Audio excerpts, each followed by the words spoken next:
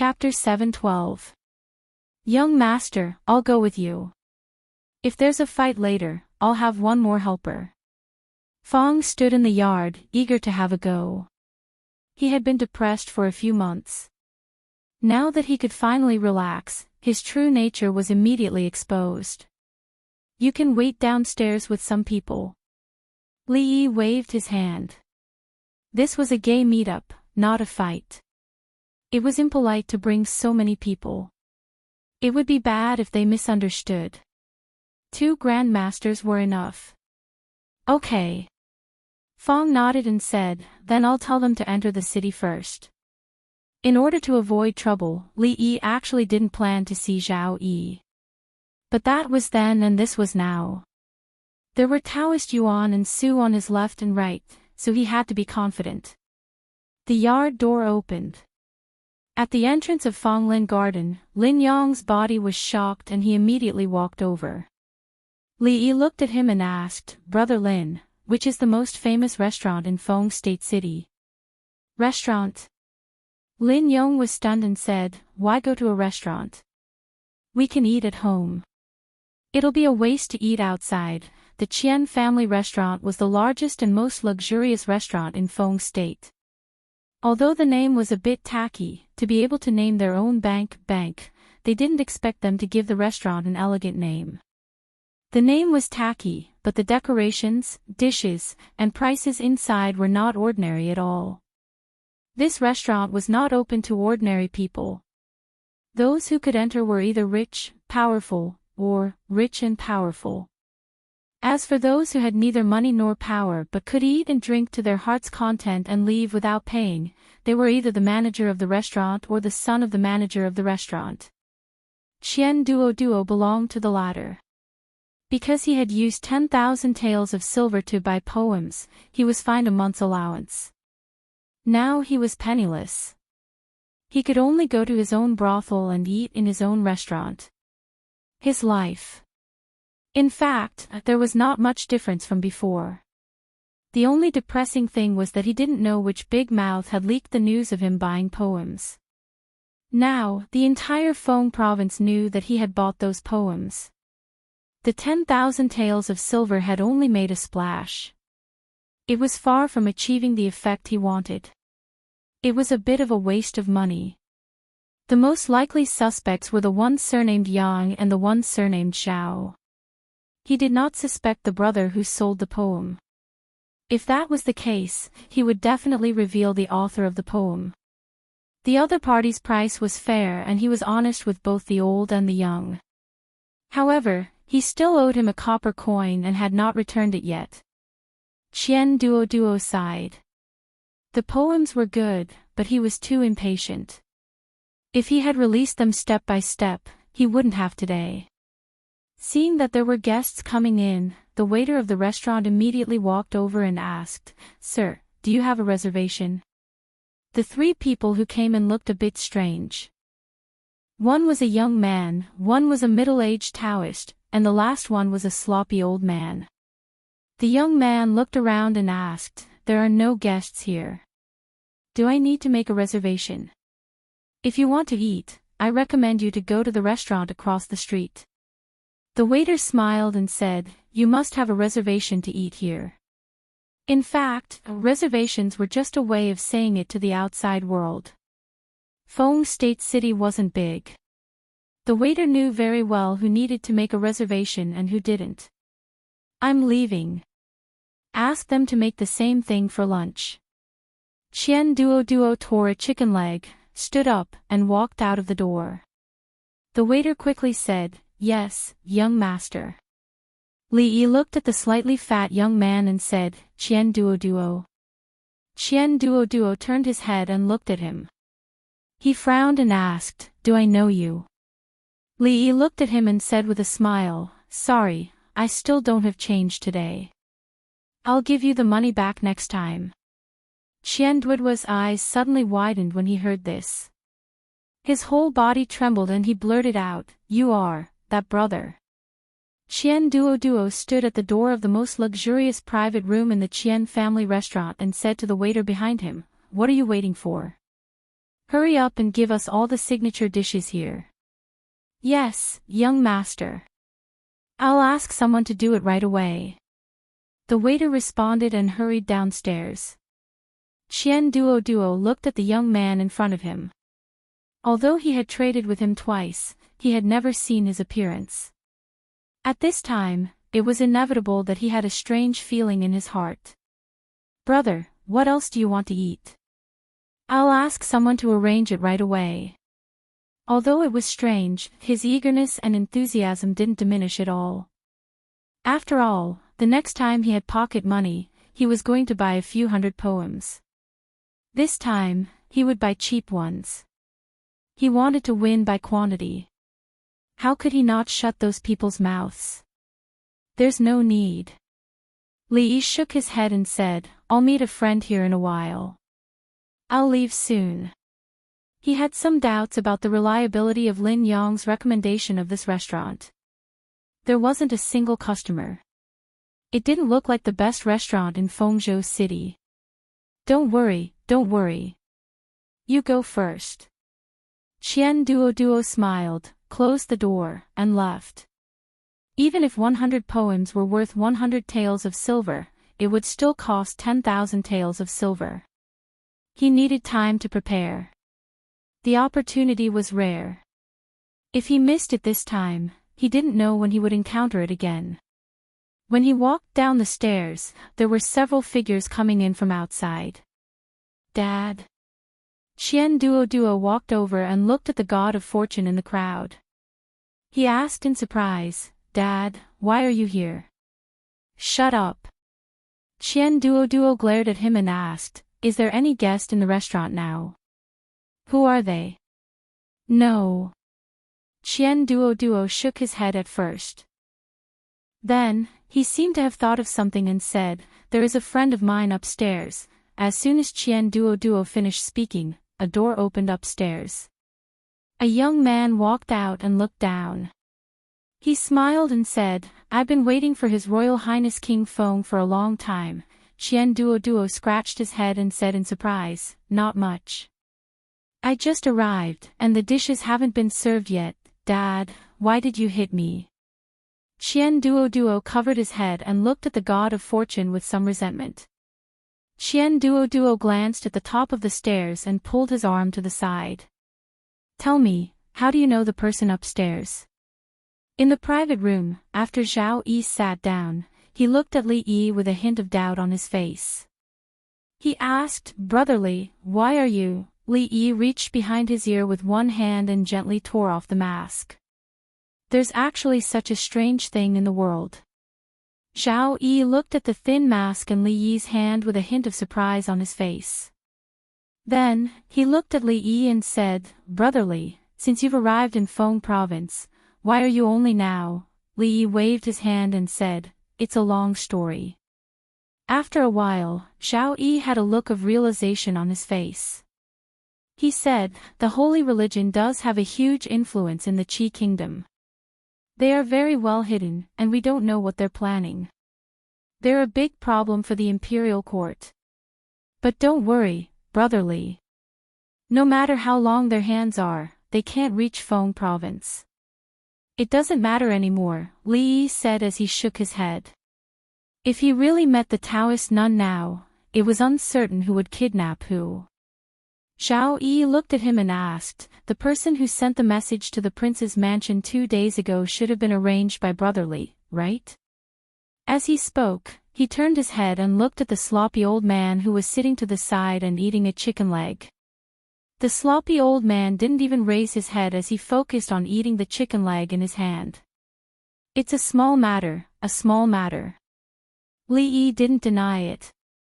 He looked at him and pointed at the dishes on the table, saying, I still owe you a meal. Let's pay it off today. It's a small matter for Brotherly, but it's not for me. Zhao Yi cupped his hands in obeisance and said, This time, owe Brotherly a favor. I'll definitely pay it back in the future if I have the chance. Don't worry about the future. Li Yi raised his wine cup and looked at him, saying, Now is fine too. Zhao Yi raised his head and looked at him in surprise. He asked, brotherly, you mean? Li looked at him and said, there's no time like the present. Let's do it today. Chapter 7:13. After listening to him, Xiao Yi's expression changed slightly. He asked, brotherly, you're leaving? Li nodded and said, I've been away from home for too long. It's time for me to go back. Xiao Yi was silent for a while and said, don't worry and leave. I'll help take care of the Lin family. However, brotherly, you have to think this through. Xiao Yi's favor is far more than this. One can't be too greedy.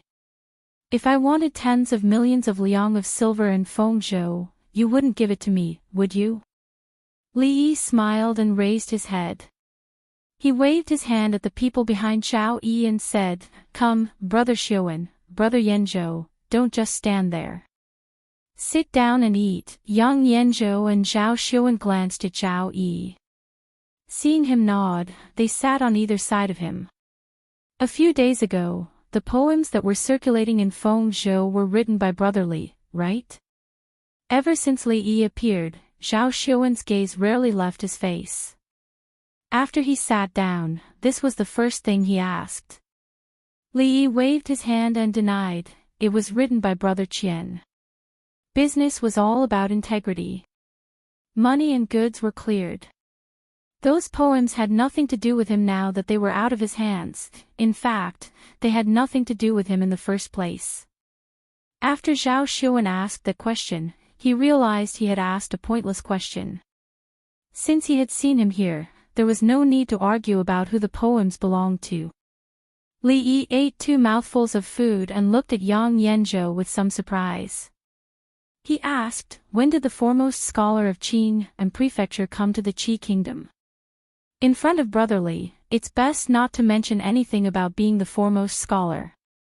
Yang Yanzhou smiled and said, besides, Yanzhou was born in the Qi kingdom and grew up in the Qi kingdom. I'm just returning home from a faraway trip. Li nodded and looked at Zhao Yi. Oh right, I didn't cause any trouble for His Highness this time, did I?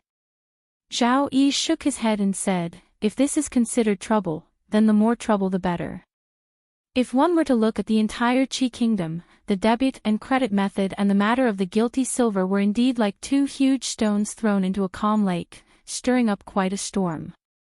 This storm did not only exist in Feng province and the capital. It was now spreading to even more places. Moreover, the effects of these 2 incidents were far less significant. Although the waves had calmed, the undercurrents at the bottom of the lake had been thrown into even greater disarray by these 2 boulders. It was still unknown what the outcome of this trip to the capital would be. Zhao Yi raised his head and looked at the opposite side. The source of all these things was that he had casually done something in Fengzhou City. Although this matter would be of great help to him, a person who could single-handedly cause chaos in a country was truly terrifying. With the help of such a person, a mere country would be nothing. One day, he might even become the ruler of the world. Li looked up at Zhao Yi and said, Brother Zhao, why are you still in a daze? Let's eat. At the entrance of the Qian family's restaurant, Li Yi cupped his hands in obeisance to Zhao Yi and said, after this farewell, I don't know when we will meet again. Brother Zhao, take care. Zhao Yi also cupped his hands in obeisance. Brother Li, take care. Qian Duo, who was behind the crowd, was firmly held down by the money god. As he watched the figure disappear, he became dejected. In front of them, Yang Yanzhou withdrew his gaze and asked, Your Highness, why didn't you keep him? We couldn't keep him. Behind Zhao Yi, the middle-aged scholar breathed a sigh of relief and sighed. Even His Majesty doesn't have such a grand entourage to accompany and protect him. How could we keep him? Zhao Yi shook his head and said, How can forcing him to stay be better than being willing? Yang Yanzhou said, Given his character, how could he stay in the Qi kingdom willingly? Soon. Zhao Yi shook his head and said, Early this morning, I received a messenger from Jingdou on horseback. The emperor of the Jing kingdom hasn't been to court for half a month. Yang Yanzhou was stunned and asked, "Is the Jin kingdom going to change?" Xiao Yi nodded and said, "I'm afraid it's going to happen soon." Yang Yanzhou thought for a moment and said, "But we haven't gotten the divine punishment yet. The Qi kingdom hasn't been decided yet. It's too early. Even if we get the secret recipe, I'm afraid there will be more trouble." Xiao Yi looked back at the money god and said, "Do you know the Lin family in Feng province?" Money god was confused and said, "There are many Lin family in Feng province. Which one are you talking about, Your Highness?" Xiao Yi thought for a moment and said, "It seems to be a jewelry business." Money god scratched his head and said, "I seem to have a little impression of it. Do you want to pack your things when you go back, in case it's too late to leave?" This was the third time the sloppy old man had asked in a roundabout way. Li Yi tilted his head to look at him and said, "I'm sure. We'll leave tomorrow. Sue, if you have any other questions, just ask them now." The sloppy old man waved his hand and said, "I'm just asking casually. There's nothing urgent. It won't be too late to postpone it for another 2 days. Then postpone it for another day." Li Yi thought for a moment and said, "Tomorrow is a little rushed. It's not easy to go if it's too late. It's better to set off in the morning the day after tomorrow." The sloppy old man was stunned and said, "It doesn't matter if we travel at night. We're all people in the martial arts world. It's normal to travel at night. It doesn't matter, it doesn't matter. It really doesn't matter."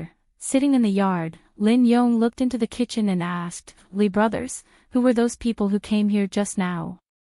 Li Yi did not answer. He brought out several dishes from the kitchen one after another. After the last soup was out of the pot, he sat down opposite Lin Yong and said, "Eat it. There's still one more in the kitchen. When you go there later, give it to Miss Lin." Lin Yong looked at the food on the table. The fragrance assailed his nostrils. He swallowed his saliva and looked at Li Yi. He asked, "What day is it today? Why is it so sumptuous?"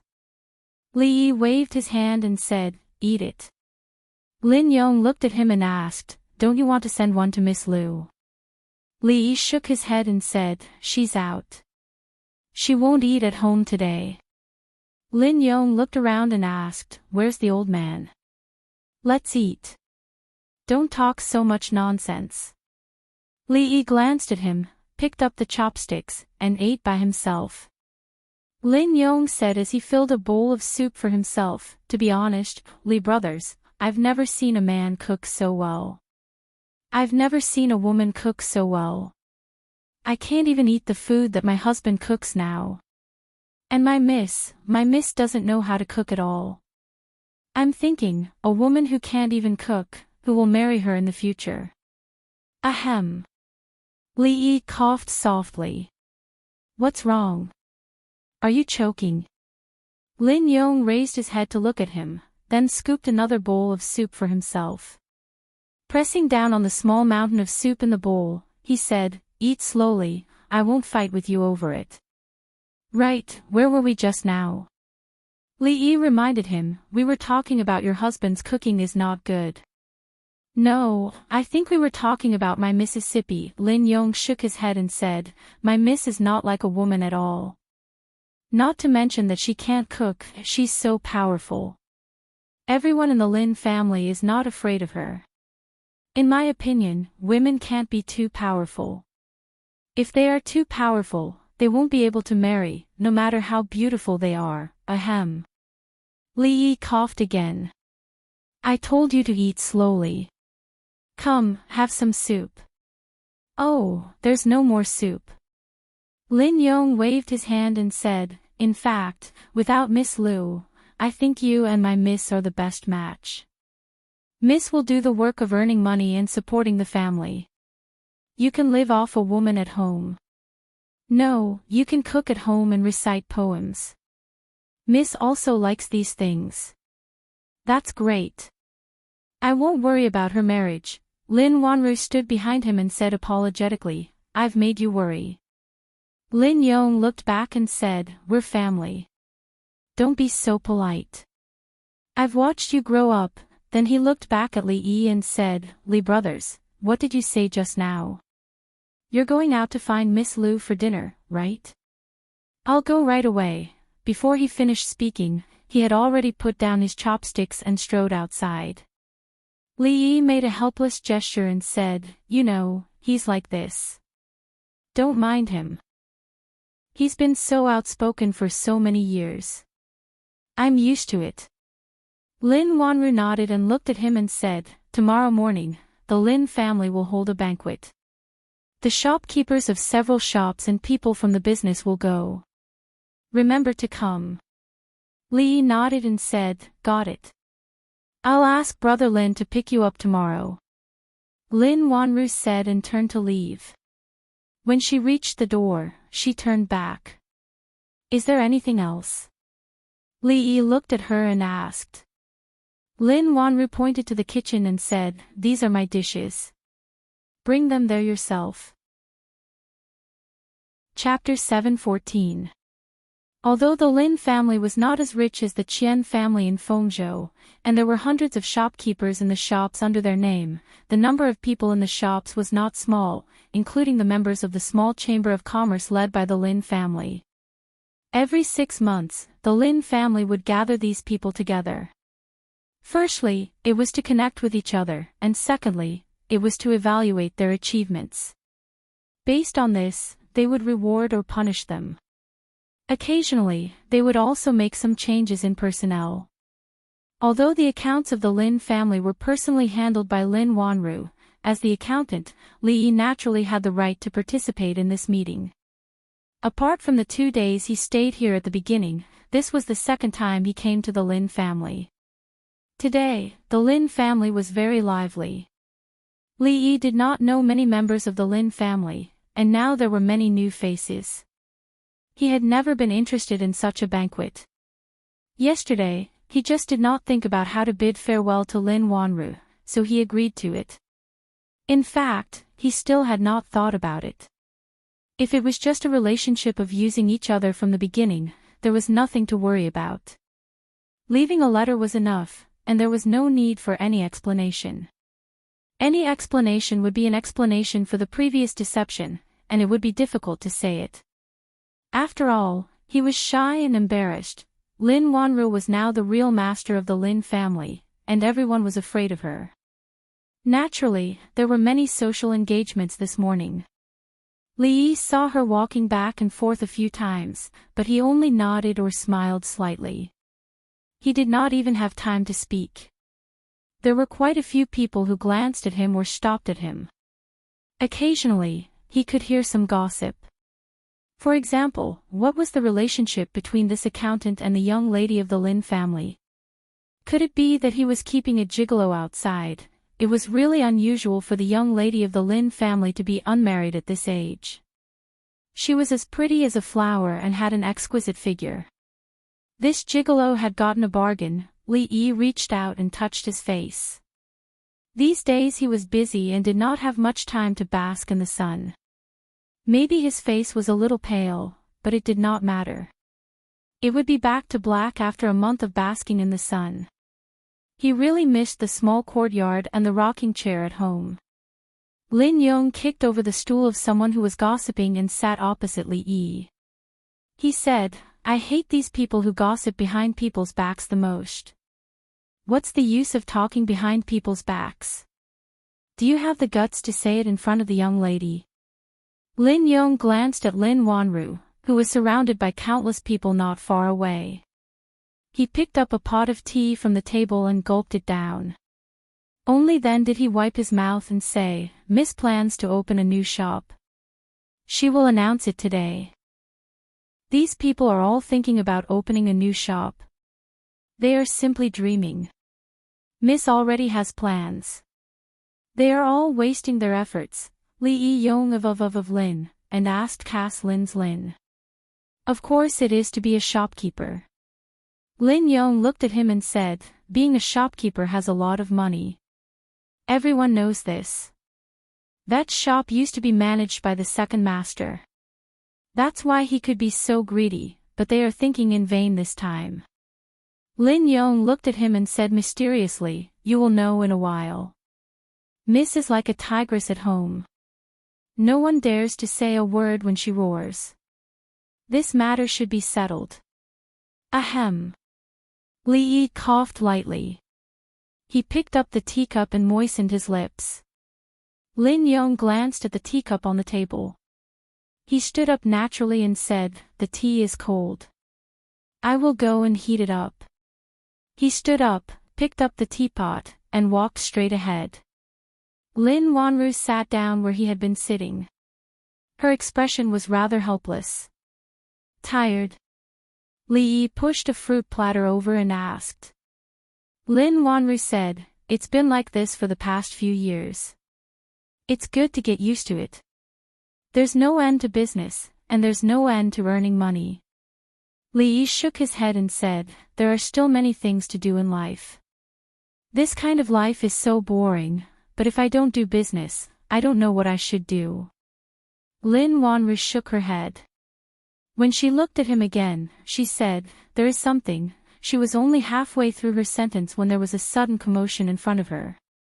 Lin Wanru looked back and said, "I will go and take a look first." Li Yi nodded. Before Lin Wanru could walk over, a group of people walked over to her side. A man's expression was a little anxious. As he walked, he looked at the three people in front of him and said, "Shopkeeper Ma, Shopkeeper Su, Nephew Bai, if there is anything, we can discuss it. Why did you break it off just like that?" Shopkeeper Ma sneered and said, "You will have to ask Wanru about this. The Ma family and the Lin family have been working together for so many years, but in the end, the Lin family treated us like this. It's really chilling." The man saw Lin Wanru and hurriedly walked over and said, "Wanru, do you have some misunderstanding with Shopkeeper Ma and Shopkeeper Su? Shopkeepers, why are you here?" Lin Wanru looked at the two people and asked calmly. The man immediately said, "I invited the two shopkeepers to come here. It's such a big thing, but you didn't discuss it with your family. It's simply outrageous. Without these three shops, where will we get the raw materials in the future?" Lin Wanru looked at the man and said, "Third uncle, I have my own arrangements for this matter." "What arrangements?" The man frowned and said, "If there is any misunderstanding with Shopkeeper Ma and Shopkeeper Su, quickly apologize. The Lin family still needs to cooperate with them in the future. Nephew Bai is one of us, we will talk about it in detail later. Third uncle, I know what to do with the Lin family. You don't need to worry about this matter." "What do you mean you know what to do?" The man's face showed anger and said, "Is the Lin family your Lin family or our Lin family? Do you really want to squander the great Lin family?" He didn't deliberately suppress his voice, and this sentence was heard by almost everyone present. Today was a grand event of the Lin family. In addition to the members of the Lin family, the shopkeepers, stewards, and other management personnel were gathered here. They could be considered the backbone of the entire Lin family. The scene in front of them made them a little confused and surprised. They didn't know why the third master was so angry. The third master of the Lin family pointed at Lin Wanru and said loudly, you tell me, for the past decades, the Lin family supplies have been provided by the Ma family, the Su family, and the Bai family. Now she just said that she will stop. Where will the Lin family get supplies in the future? We will hand over the Lin family to you, not to let you mess around." The Lin family had actually heard about the cessation of cooperation with the Ma family, the Su family, and the Bai family these days. But on the one hand, the shop was operating normally, and on the other hand, the monthly distribution of money to them didn't decrease but increased. Who would go against the money and offend this strong woman? Their third uncle throwing such a big tantrum today made them feel somewhat baffled. The last person who talked to her like this was her second uncle, who was originally the second in the Lin family. Now he didn't even attend such an important event. For a moment, everyone was confused. What was wrong with the third uncle today? Lin Wanru looked at the third uncle of the Lin family in front of her, and then looked at the three people next to him. She looked back and asked, "Third uncle, have you finished? What's with your attitude?" The third master of the Lin family's face turned red and said, "You're rebelling.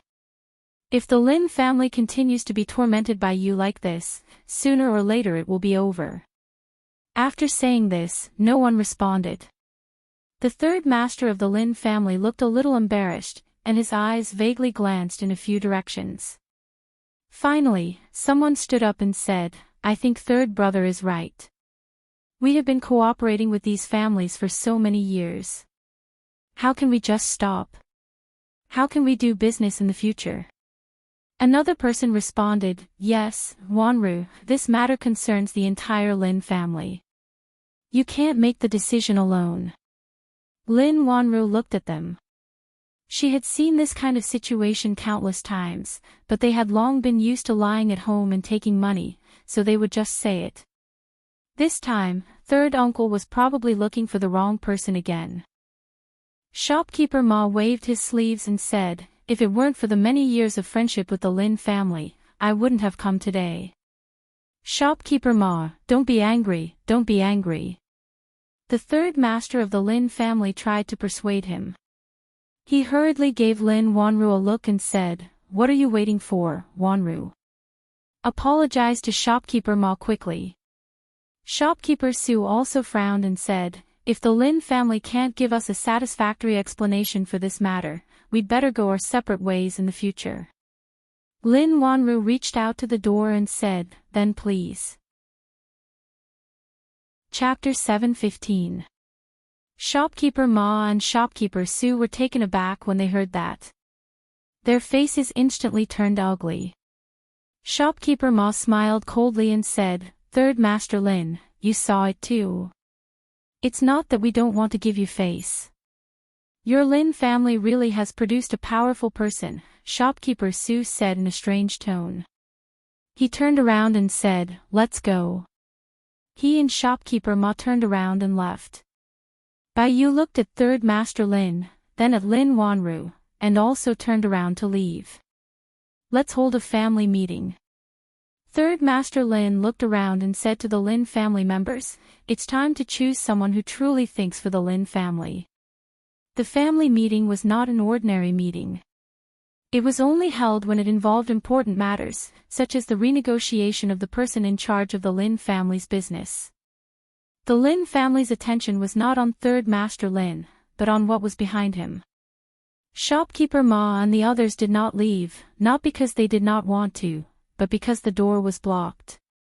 Although it was not the main door of the Lin family, it was still quite spacious. If two fat men stood there, it would still be a little crowded. Before Shopkeeper Ma could say, "Move aside," he shivered and held back his words. He smiled and said, "Shopkeeper Qian, please, please."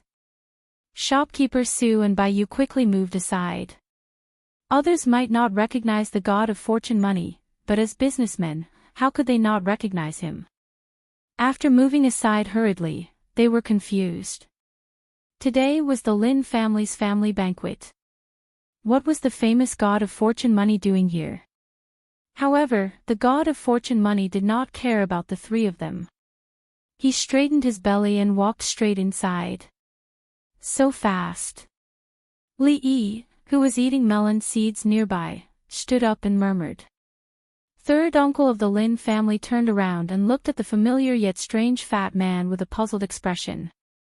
Lin Wanru was surprised for a moment. She stepped forward and bowed slightly. "Welcome, Shopkeeper Qian. Please forgive me for not going out to meet you. You are Lin." The god of fortune money straightened his belly and looked at him. Halfway through his sentence, he saw a figure sitting in front of him. He immediately bent down and asked, "You are Miss Lin Wanru, right?" "Yes." Lin Wanru nodded. She suppressed her doubts and asked, "What brings you here, god of fortune money?" Only then did everyone realize that the person in front of them was the famous fortune god of money. Their expressions changed instantly. The name Fortune God of Money was like a myth in the hearts of the merchants in Phong province. The minds of shopkeeper Ma and the other two were still in a mess. Hearing the name of the God of Wealth, Third Master Lin stood rooted to the ground. He felt like his tongue was tied and he couldn't move a single step. Just call me shopkeeper Qian, don't stand on ceremony, Miss Lin. You are welcome, Miss Lin. The God of Fortune Money waved his hand and said, I have a business to discuss with Miss Lin this time. Is it convenient now? As soon as the God of Fortune Money said this, not only Lin Wanru, but also shopkeeper Ma and the others could not believe their ears. Who else in Phong State had such great airs to let the God of Fortune Money come to talk business in person? When they thought about it more deeply, their faces began to turn pale and their hearts became anxious. Even the God of Fortune Money came to visit in person. Was the Lin family still the Lin family they were familiar with? Lin Wanru was also surprised. Strange things had happened one after another these days. First, there were foreign businessmen seeking cooperation, and then the Qian family, a giant businessman, came to visit. Was the Lin family favored by the God of Fortune? Thinking of something, she began to doubt again in her heart. She looked at the God of Fortune Money and asked carefully, is the Qian family also in the jewelry business? The God of Fortune Money was stunned for a moment. He turned to ask a person behind him, does our family have a jewelry business? No. The fat man shook his head and said, there are few customers in that shabby shop all day. It is not lively, so we don't do it. Now we do. The God of Fortune Money thought for a moment. He looked back at Lin Wanru and said, the jewelry business is very profitable. The Lin family has been in this business for decades. I can trust you. The Qian family has money, and you have experience. We can cooperate. Lin Wanru was stunned. After coming to her senses, she nodded slowly and said, shopkeeper Qian, it said.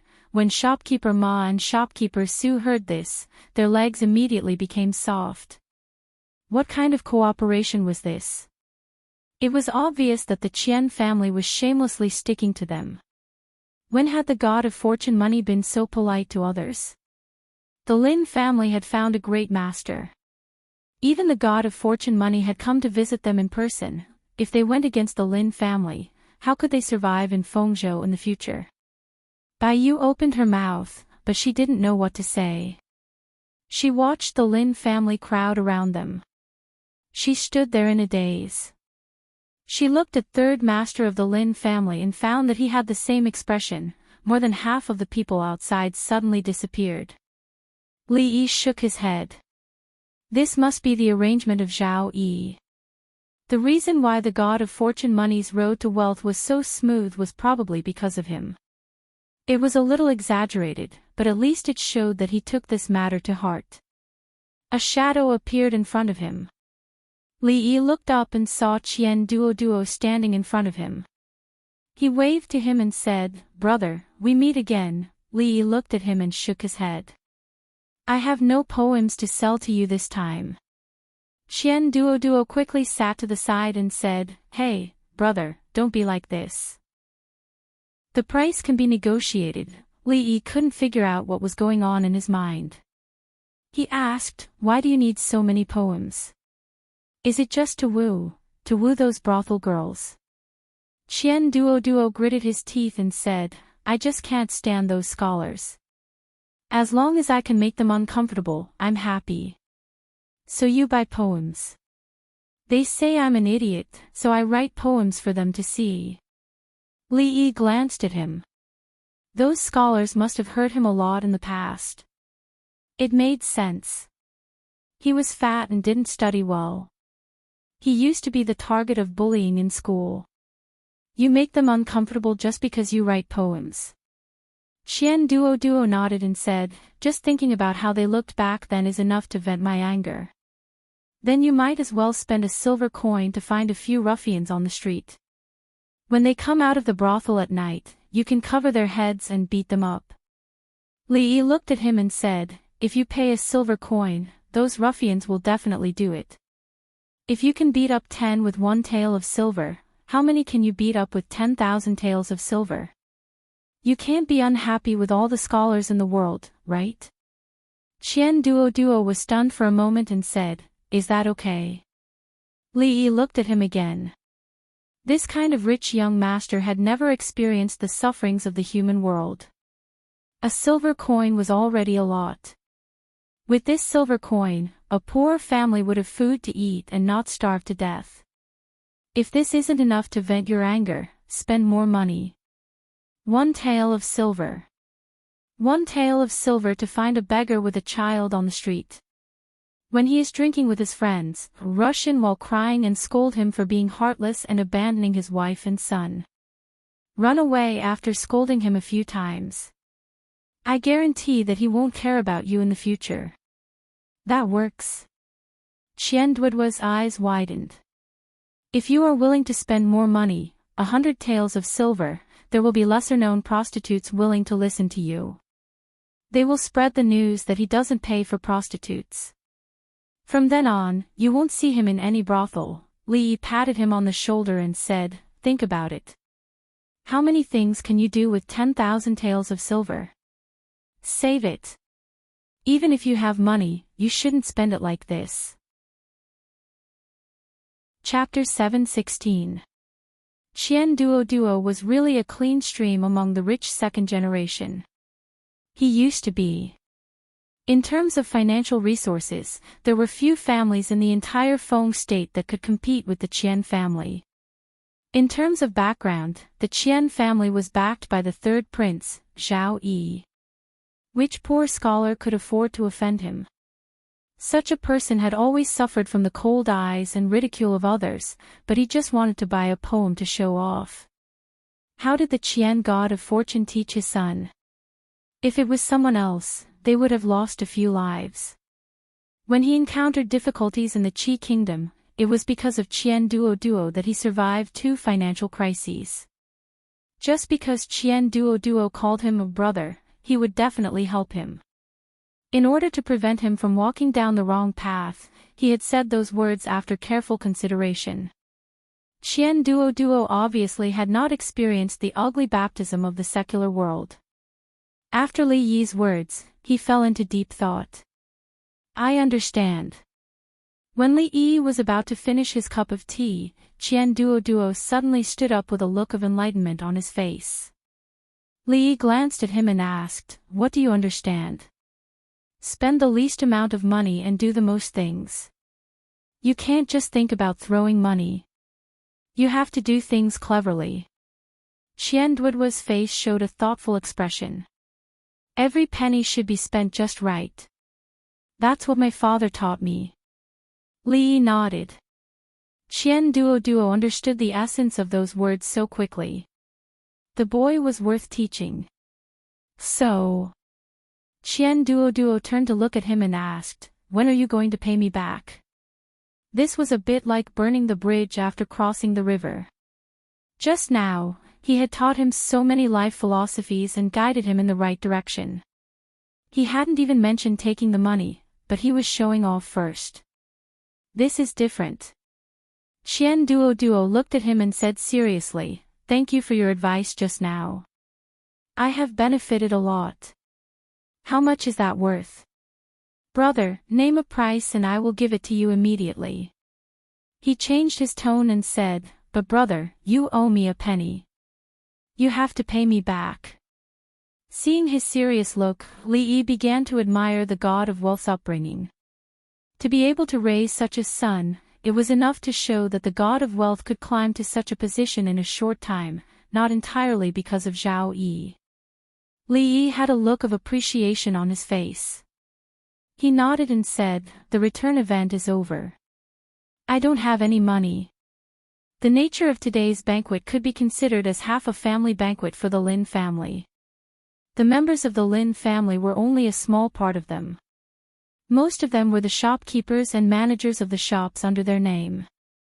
Although the Lin family was not considered a big merchant, there were still some smaller merchants that depended on them, including the Bai family, the Ma family, and the Su family. Due to the close business relationship between the four families, they would often attend such occasions. At this time, most of the Lin family members had gone inside. Most of the people outside were outsiders. Those small merchants and the shopkeepers and managers of the Lin family were chatting with each other.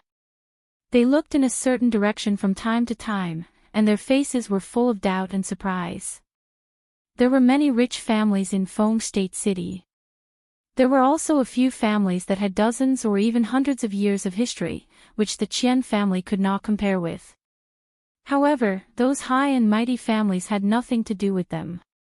The Qian family, whose businesses were all over Feng State, was closely related to them. If the god of wealth was dissatisfied with them, he only needed to express a little bit, and these small businesses would face the danger of collapse. The god of wealth would not come to the Lin family for no reason and put on such an attitude. The Lin family was probably lucky this time. They had climbed up this high branch. Wouldn't they be rolling in money in the future? The shopkeepers and managers of the Lin family were naturally delighted. The bigger the Lin family's business was, the higher their status would be, and the greater the benefits they would get. Those small merchants were naturally excited. Although they could not directly connect with the Qian family, it was not bad to be indirect. The Lin family was eating meat with the Qian family, so there should be some soup for them to drink, right? The Bai family, the Ma family, and the Su family did not know what was wrong with them. Originally, with their relationship, they would definitely benefit the most this time. However, they chose to fall out with the Lin family at this time. It would be difficult for them to get on the same boat this time. Shopkeeper Ma and shopkeeper Su were still standing at the door. They did not know whether to leave or stay. They had just fallen out with the Lin family, so it was not appropriate for them to stay here. It was too embarrassing. However, they could not let go of their worries. The Lin family was obviously not the same as before. If they really joined forces with the Qian family to do something to them, how could they live in the future? Bai Yu stood beside the two of them and looked in the direction that Qian god of fortune had just gone. Then, she looked at the figure who was talking to young Master Qian on the other side. Her expression was a little uncertain. After a long time, there was finally some movement in the matter that everyone was concerned about. Surrounded by the crowd, Qian god of fortune walked out from inside and said with a smile, "You're too polite." It's settled then. The manager will discuss the specific cooperation matters with you when the time comes. The people present were not willing to let go of the opportunity to curry favor with Fengzhou god of fortune. They all stood up and rushed over. This time, shopkeeper Ma and the other two were isolated. The three of them stood at the door, which was particularly conspicuous. He didn't want to argue with him over the matter of a copper coin. Seeing Lin Wanru walk over, Li Yi waved his hand at her and said, "Even though that's the case, it depends on my mood. That copper coin doesn't belong to you. If I want to give it to you, I'll give it to you. If I don't, you can't take it." Young Master Qian Duo still wanted to say something, but the woman behind him had already walked over. "Miss Lin." Qian Duo returned the greeting and turned back to continue carrying out his justice. Li Yi looked at Lin Wanru and then looked at Qian Duo. He signaled in the direction of the door with his eyes. Qian Duo was stunned and asked, "What do you mean? How could he be so insensible?" Li Yi looked at him again and said, "It means that you can go." Qian Duo looked back again and finally realized something. He turned around and walked in the direction of the door. After taking 2 steps, he turned back and reminded, "1 coin." After sitting down, Lin Wanru looked at him with some confusion and asked, "Young Master Qian, do you know him?" Li Yi nodded and said, "I've seen him twice." Looking at the situation just now, it did not seem like they had only met twice. Lin Wanru looked back but did not ask again. There were too many things about him that she could not understand. Li Yi looked at her and asked, have you negotiated with the Qian family? Lin Wanru nodded and said, I don't know why the Qian family wants to cooperate with us, but according to the way they just said, it will only be good for the Lin family. Seeing that there was still a trace of worry between her eyebrows, Li Yi asked, what are you worried about? I always feel that, these days, it has been a bit too smooth. Lin Wanru shook her head and said, it's like someone is helping us. From the foreign merchants to the Ma family and the Su family's source of goods, and today, the god of fortune came to visit us. Everything is too smooth. Li Yi looked at her and asked, isn't it too smooth? It's like being blessed by the gods. Lin Wanru smiled and said, in the past, I didn't feel anything when I stumbled along the way, but now, I feel a little uneasy. Blessed by the gods. Li Yi was stunned and said with some embarrassment, you flatter me, what? Lin Wanru looked up at him with some doubt in her eyes. Nothing. Li Yi hurriedly waved his hand. Lin Wanru nodded and looked at him and said, actually, I have something to tell you today. It was decided yesterday, so I didn't have time to tell you. Li Yi nodded and said, just in time, I also have something to tell you. Then you first. The two looked at each other and shook their heads and smiled at the same time. I'm leaving. I want you to be the shopkeeper of the new shop. Lin Wanru paused for a moment, then nodded and said, since you're leaving, you should go back first. Miss Lu really does need someone to take care of her. This matter, when I go back later, I'll talk to you. Li Yi looked at her and said, I'm going back to the Jing kingdom. Lin Wanru's voice stopped abruptly. She looked up at him with an uncertain expression and said softly, what did you just say? Chapter 717. I'm going back to the Jing kingdom soon. Li Yi looked at her, paused for a moment, and said, it was an accident that I came here. Now it's time to go back, you are going back to the Jing kingdom. Lin Wanru was stunned, but she soon came to herself and said, it's not good to wander outside. You have to settle down eventually. But what about Miss Lu? If you go back like this, will your family? Li Yi shook his head and said, I've talked to my family. In the end, he didn't intend to tell Lin Wanru everything. It was good to say goodbye like this, and the impact on her heart might be less. Lin Wanru thought for a moment and said, when are you leaving? I'll arrange Brother Lin to escort you back, and bring some traveling expenses, which will be needed on the way. We're leaving today. Li Yi shook his head and said, when we go back, there will be guards with us. We don't need to bother Brother Lin. Then, Lin Wanru looked around and said, there are still some things there. I'll go there first. When Lin Wanru got up, there were many people around. Wanru, do you have a candidate in mind for the manager of the new shop? Sister, is that the god of fortune money? Does the Qian family really want to cooperate with our Lin family? The people of the Ma family, the Su family, and the Bai family are back again. They are waiting there now. Would Wanru like to meet them? Lin Wanru waved her hand and said, let's talk about these things later. I'm a little tired. I'll go back to my room first. The Lin family looked at each other. The new shop was about to open, and the god of fortune money personally came to visit. The Lin family could be said to be soaring today, and it was foreseeable that they would be rolling in money in the future. But she didn't seem to be in a good mood. When Lin Yong came back with a pot of hot tea, he looked around in surprise, scratched his head, and asked, what happened just now? They all looked very strange. Li Yi reached out to him and said, sit down, I have something to tell you. Lin Yong looked around and didn't find his Mississippi. Then he turned his head and said, what's the matter? Do you still remember the foreign businessman that day? Lin Yong nodded his head and said, I remember. You're the one who can't stop talking, right? After cooperating with the Qian family, the Lin family's business will grow bigger and bigger, and there will be more and more shops. In the future, you will often see those foreign merchants. You just have to cooperate with them like before. You can say these words to my Mississippi. I don't care what you say to me. Lin Yong asked in surprise. Oh right, what are we eating tonight? Is it the same as yesterday? There is a box under the bed in the room next to Fong Lin Garden.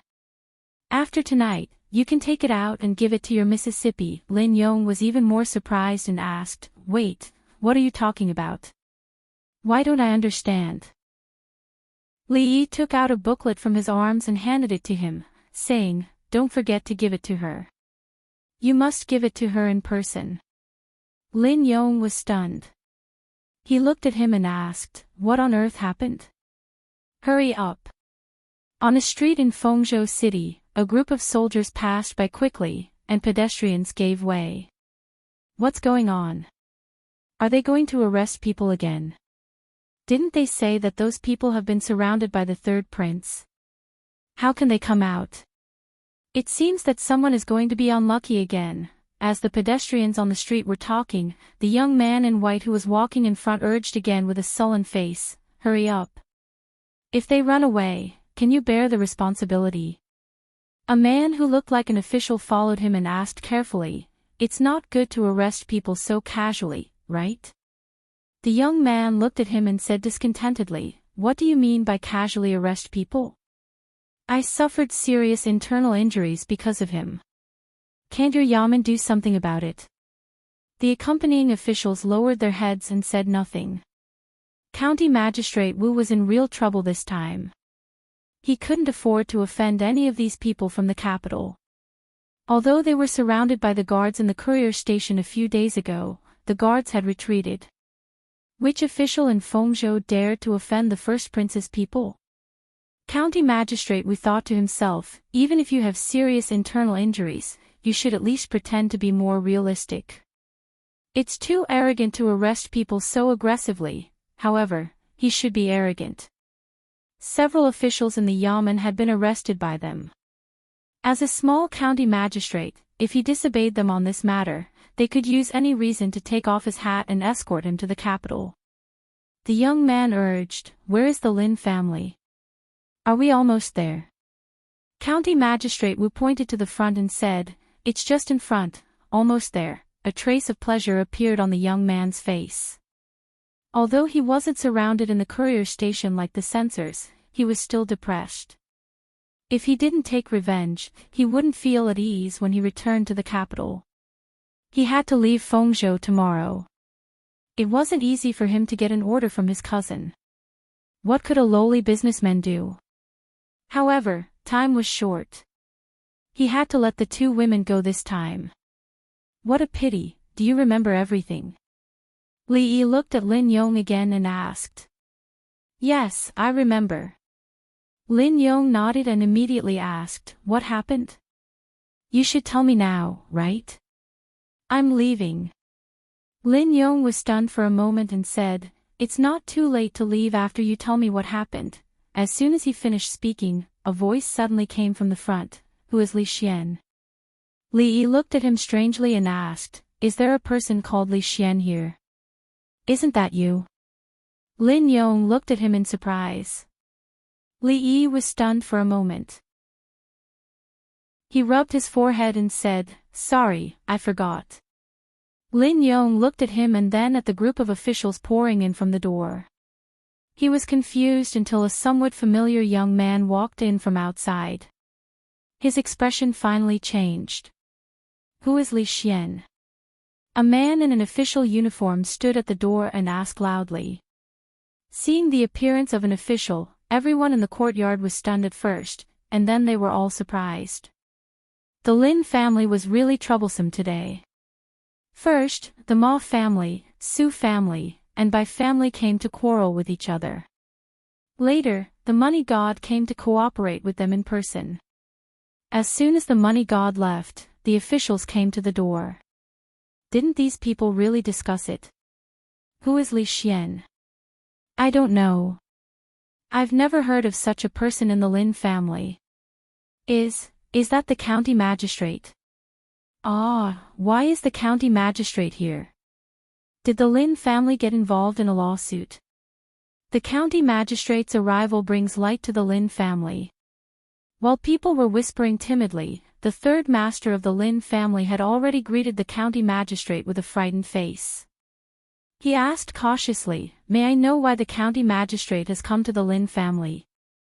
"There is a person named Li Xian who is suspected of beating an official of the imperial court." "Is he in the Lin family?" The third master of the Lin family was stunned and said, "No, there is no shopkeeper surnamed Li in the Lin family, and there is no one named Li Xian among the servants." As soon as he finished speaking, someone came from the side and whispered, "Isn't the accountant brought back by the eldest sister called Li Xian?" Chapter 7:18. Beating up an official of the imperial court. Bai Yu, who was standing behind the crowd, was startled. He naturally knew who Li Xian was and had even personally investigated him. He was the scholar who lived next to Fragrant Forest Park. Previously, he had embarrassed himself in front of Lin Wanru. Bai Yu naturally did not have a good impression of him. This person actually dared to beat up an official of the imperial court and even caused the county magistrate to come looking for him personally. This was truly gratifying. In an instant, Bai Yu's gaze immediately turned into a mocking one. The third master of the Lin family was also startled when he heard this. Then, he seemed to have thought of something and turned his head to look in a certain direction. At a table in the back, a young man slowly stood up. The scholar that Wanru had picked up had initially caused a small disturbance in the Lin family. After all, the position of an accountant was very important. No one would feel at ease handing it over to an outsider. However, it was later discovered that this was not a measure taken by the young mistress of the Lin family to further monopolize the power. The scholar's title of accountant was just a title. It was said that he only stayed in the small courtyard next to Fragrant Forest Park and rarely went out. The family had their own guesses as to whether he was an accountant or a lover. However, this had nothing to do with their interests, so they gradually stopped paying attention to it. As time passed, they even forgot his name. He did not expect to hear his name again from the county magistrate's mouth. The third master of the Lin family was slightly angry. This scholar ate the Lin family's food and lived under the Lin family's roof. He actually caused so much trouble for the Lin family. The third master of the Lin family's face darkened. He looked at the scholar and said, "Li Xian, the county magistrate is asking a question. Hurry up and come over." In an instant, the focus of everyone's attention immediately shifted to the scholar in front of them. Beating up an official of the imperial court. Li Yi walked over and looked at the county magistrate. He asked, "May I know where the official of the imperial court that you mentioned just now is?" County magistrate Wu frowned slightly and said, "Come with me to the county office and you'll know." Although there was something fishy about this matter, there was no need to make the first prince unhappy over an unimportant person and bring unnecessary trouble to the third prince. "If I tell you to go, then go. Why are you talking so much nonsense?" The third master of the Lin family frowned and said, "Hurry up and go." In the crowd, the sloppy old man threw down the chicken leg. Li Yi secretly made a gesture to him. The old man shook his head and picked up the chicken leg again. Li Yi didn't look at the Lin family's third master. He glanced at the young man standing behind the constables, who was looking at him with a mocking expression. He shook his head slightly. Before he left, he didn't even let him have some peace. It seemed that it was necessary to see Zhao Yi yesterday. Otherwise, after he left, who knew what would happen to the Lin family? Li Yi glanced at the county magistrate and said, "Let's talk outside." "Wait." A voice came from behind. Lin Wanru walked to the county magistrate and said, "I was also there that day. Please take me away with you." The third master of the Lin family's third master's face changed and he said, "Wanru, what are you doing here? It's none of your business here. Go back quickly." Just now, he wanted to take away the power in Lin Wanru's hands. But just now, the money god obviously came to the Lin family for her. The future of the Lin family depended on her. Now, she couldn't have anything happen to her. Li Yi turned to look at Lin Wanru and said, "It's really nothing serious. Just make it clear." Lin Wanru looked away from the young man behind the constables and looked at the county magistrate. She said, "Aren't we going to the county office? Let's go." Lin Yong looked anxious and said, "Miss, don't go. It's obviously that bastards." Lin Wanru glanced at him, and Lin Yong immediately closed his mouth. "Let's go." County Magistrate Wu glanced at her and said lightly. There wasn't much difference between a scholar with no background and a merchant's daughter. Although the matter wasn't destined to be too serious, judging from the intentions of the person behind him, the scholar would probably suffer some physical pain. "Sir, I don't think it's so troublesome," Li Yi said with a smile as he stuffed something into the county magistrate's hand. County Magistrate Wu was stunned. Feeling the weight of the thing in his hand, he thought that even if it was a bribe, such a small piece of silver was too small. His face darkened, and he said, "Presumptuous. How dare you bribe me?" "Guards," as County Magistrate Wu said, he raised his hand and intended to throw the silver on the ground fiercely in order to show how impartial and upright he was. Before throwing it, he took a casual glance at it. In an instant, his eyes widened as his arm froze in the air and he couldn't move his eyes away anymore. This jade pendant had just been sent to King Feng's mansion by him some time ago. Today, when he saw it again, it still felt the same. County Magistrate Wu's eyelids twitched when he saw two yamen runners coming out from behind him and walking toward the scholar. He shouted, "What are you doing?" The two yamen runners looked over in confusion. "Sir, didn't you ask us to shut up?" County Magistrate Wu's face darkened. When he turned around, his expression melted like the spring rain. He put the jade pendant back in Li Yi's hand and said with a smile, "This jade pendant can't be thrown around. Please keep it." Li Yi asked with a smile, "Sir, are we still going to the county office?" "No, I'm not going." County Magistrate Wu shook his head fiercely and said, "I'm sorry to disturb you. We'll leave now, right now." Li Yi put away the jade pendant. Xiao Yi did not lie to him. This jade pendant could be exchanged for silver in times of crisis and could also be used to solve difficulties. It was really a must-have for traveling to the Qi Kingdom. Seeing the sudden change of the county magistrate's attitude, the third master of the Lin family was stunned. He opened his mouth but did not say anything. He was not the only one who was stunned. The county magistrate came in a fierce manner and left in a hurry. He did not do anything in between. It was extremely strange. Lin Wanru looked at County Magistrate Wu, and when she turned her head to look at Li Yi, a trace of unfamiliarity suddenly appeared in her eyes. "County Magistrate Wu, what are you doing?" The young man finally came to his senses.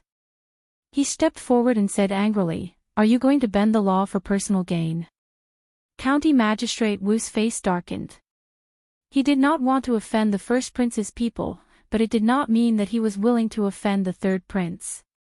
The person who owned the jade pendant was obviously someone the third prince attached great importance to.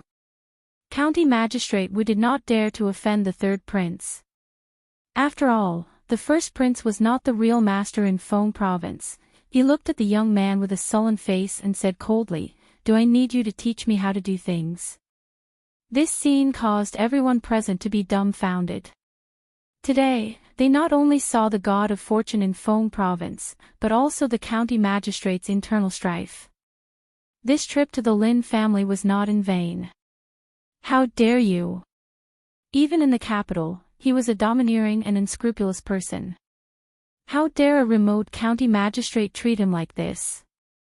The young man was angry and said harshly, "Do you still want to be the county magistrate? I'm afraid you can't make the decision on this matter, can you?" A voice came from outside. After being stunned for a moment, the people immediately looked at the door. Li Yi stretched out his hand and rubbed between his eyebrows. Looking at the figures coming in from outside, he murmured, "Zhao Yi, you've gone too far." Chapter 719. Most of the people didn't recognize the few figures who walked in from outside the door. However, the young man at the front who had just spoken looked noble. The two young masters on his left and right were also outstanding and had extraordinary identities. Not only that, but there were also 2 rows of armored and armed guards behind them. At a glance, there were probably dozens of them. It was the first time that most of the people present had seen such a lineup. They didn't know these people, but there was one person that everyone knew. Fortune God of Money, who had left and returned, stood behind the young man as if he was the leader. It was completely different from the situation where he was surrounded by stars. Zhao Xiuwen, Yang Yanzhou. Lin Wanru looked at the 2 people on her left and right. When her gaze moved to the face of the person in the middle, she finally revealed a shocked expression. "Your Highness King Feng, who's talking?" The young man was in a fit of anger. When he was suddenly rebutted, he subconsciously wanted to turn around and scold back.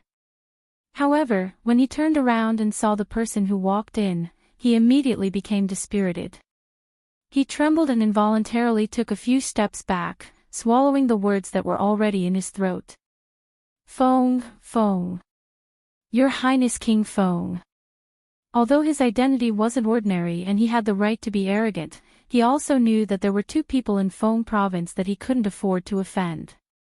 One was his cousin, the eldest prince of the Qi kingdom, Prince Heng, Zhao Jing. The other was the true ruler of Feng province, King Feng, whom even the eldest prince didn't dare to provoke. He did provoke, but the result wasn't good.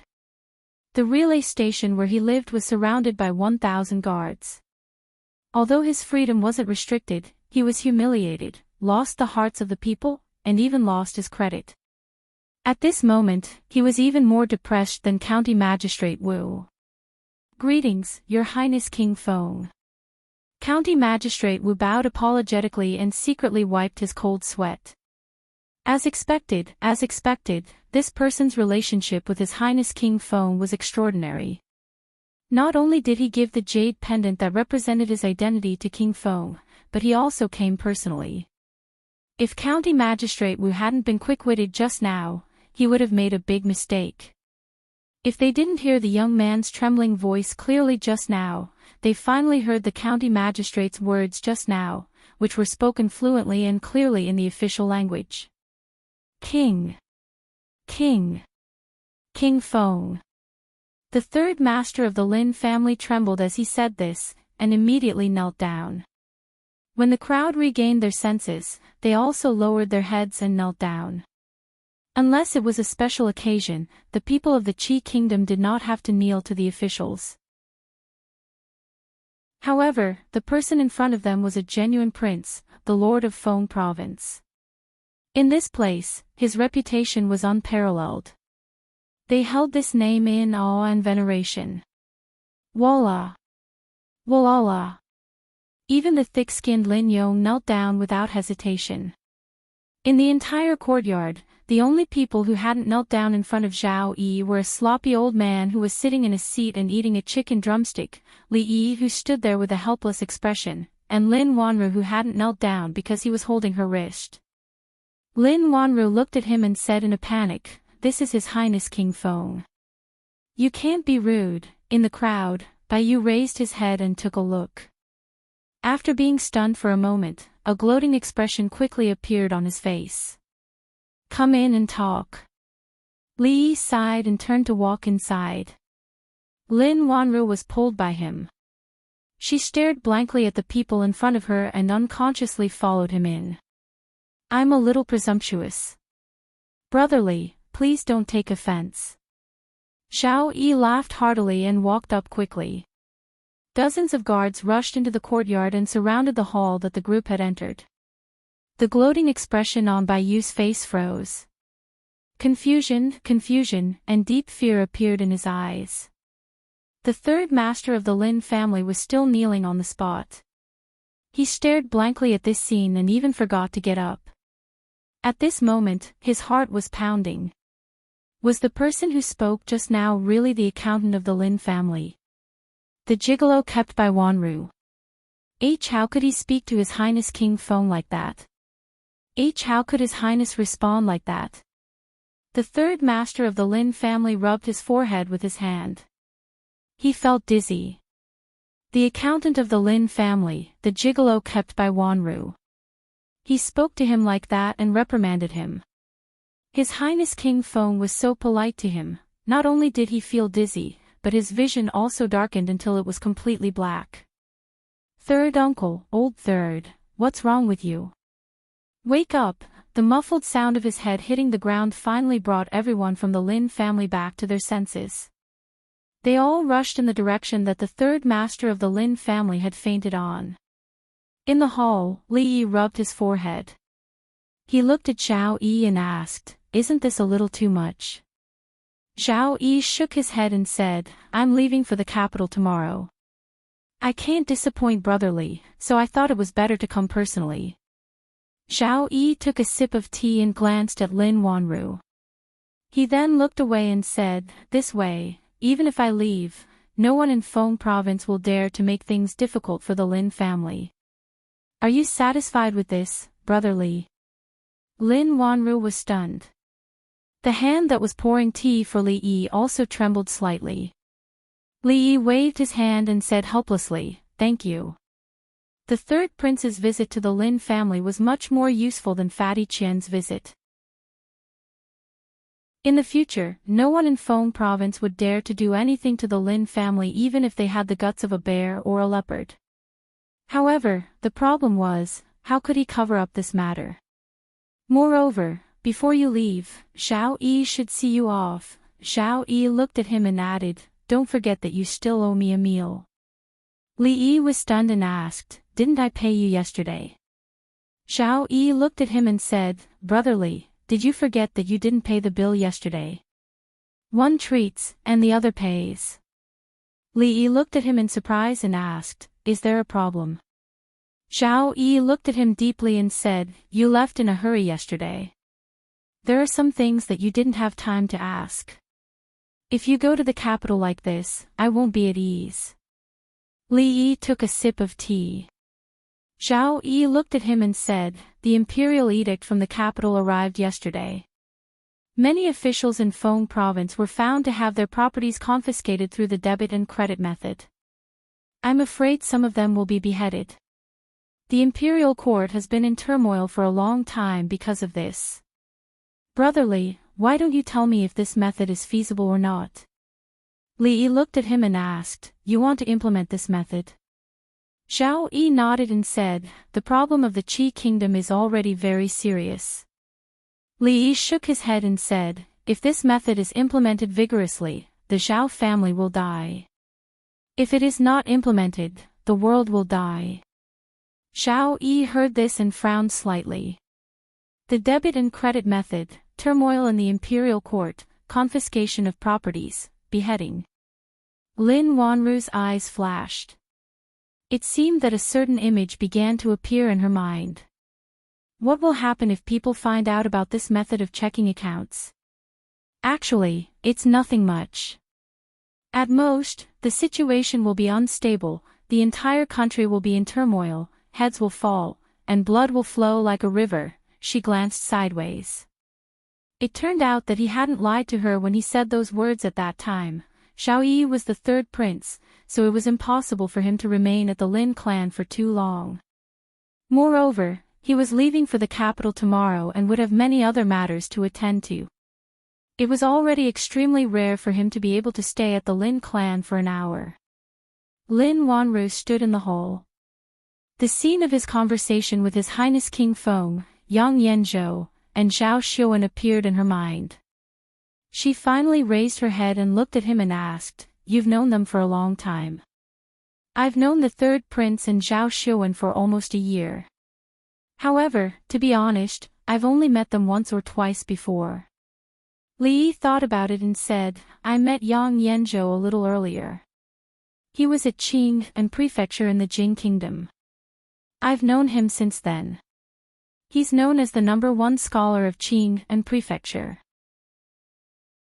I've only met him twice or thrice, but we haven't spoken much. I know you have many questions, but before that. Li Yi looked at her and extended his hand. Miss Lin, let me reintroduce myself. I am Li Yi. Chapter 720. Li Yi. Lin Wanru looked at him in a daze and asked, the #1 scholar of the Jing kingdom, Li Yi? The Lin family's banquet, the god of wealth's visit, King Feng's visit, and the scholar she had picked up 2 months ago was the scholar she admired greatly. At this moment, Lin Wanru felt like she was in a dream. What #1 scholar? It's all nonsense. You can't take it seriously. Li Yi's outstretched hand stopped in midair. He said, but it should be the Li Yi you're thinking of. Lin Wanru's expression was a little confused. After a long time, she looked away and murmured, no wonder he copied the handwriting of the Jing kingdom's #1 scholar, Li Yi. It was more similar than Zhao Xuan's. No wonder he never studied or asked about poetry. It was because no one in Feng province or even the Qi kingdom could compare to him in these matters. No wonder a scholar knew the way of business. Now that she thought about it, those foreign merchants were willing to give so much profit to the Lin family because he was Li Yi. Li Yi of the Jing kingdom, Li Yi, who had defeated the Qi kingdom's Wenzong, defeated the Qi kingdom's poet saint, and defeated the Qi kingdom's diplomatic mission. His reputation had spread throughout the Qi kingdom a long time ago. Lin Wanru looked down at his outstretched hand and raised her head again. Li Yi's expression was a little awkward. He said, this is a form of etiquette in my hometown. It's called the handshake ceremony. When two people who don't know each other meet, they will shake each other's hands as a sign of politeness. Lin Wanru was stunned. She reached out to hold his hand and shook her head. She said, the Jing kingdom's etiquette is really strange. Since they were already being honest, they might as well be honest with each other. Li Yi reached out and took off the mask on his face. Lin Wanru's expression froze again when she saw this. She looked at the unfamiliar face and asked in a trembling voice, is this your original appearance? Li Yi nodded and said, because of some reasons, I have no choice but to do so.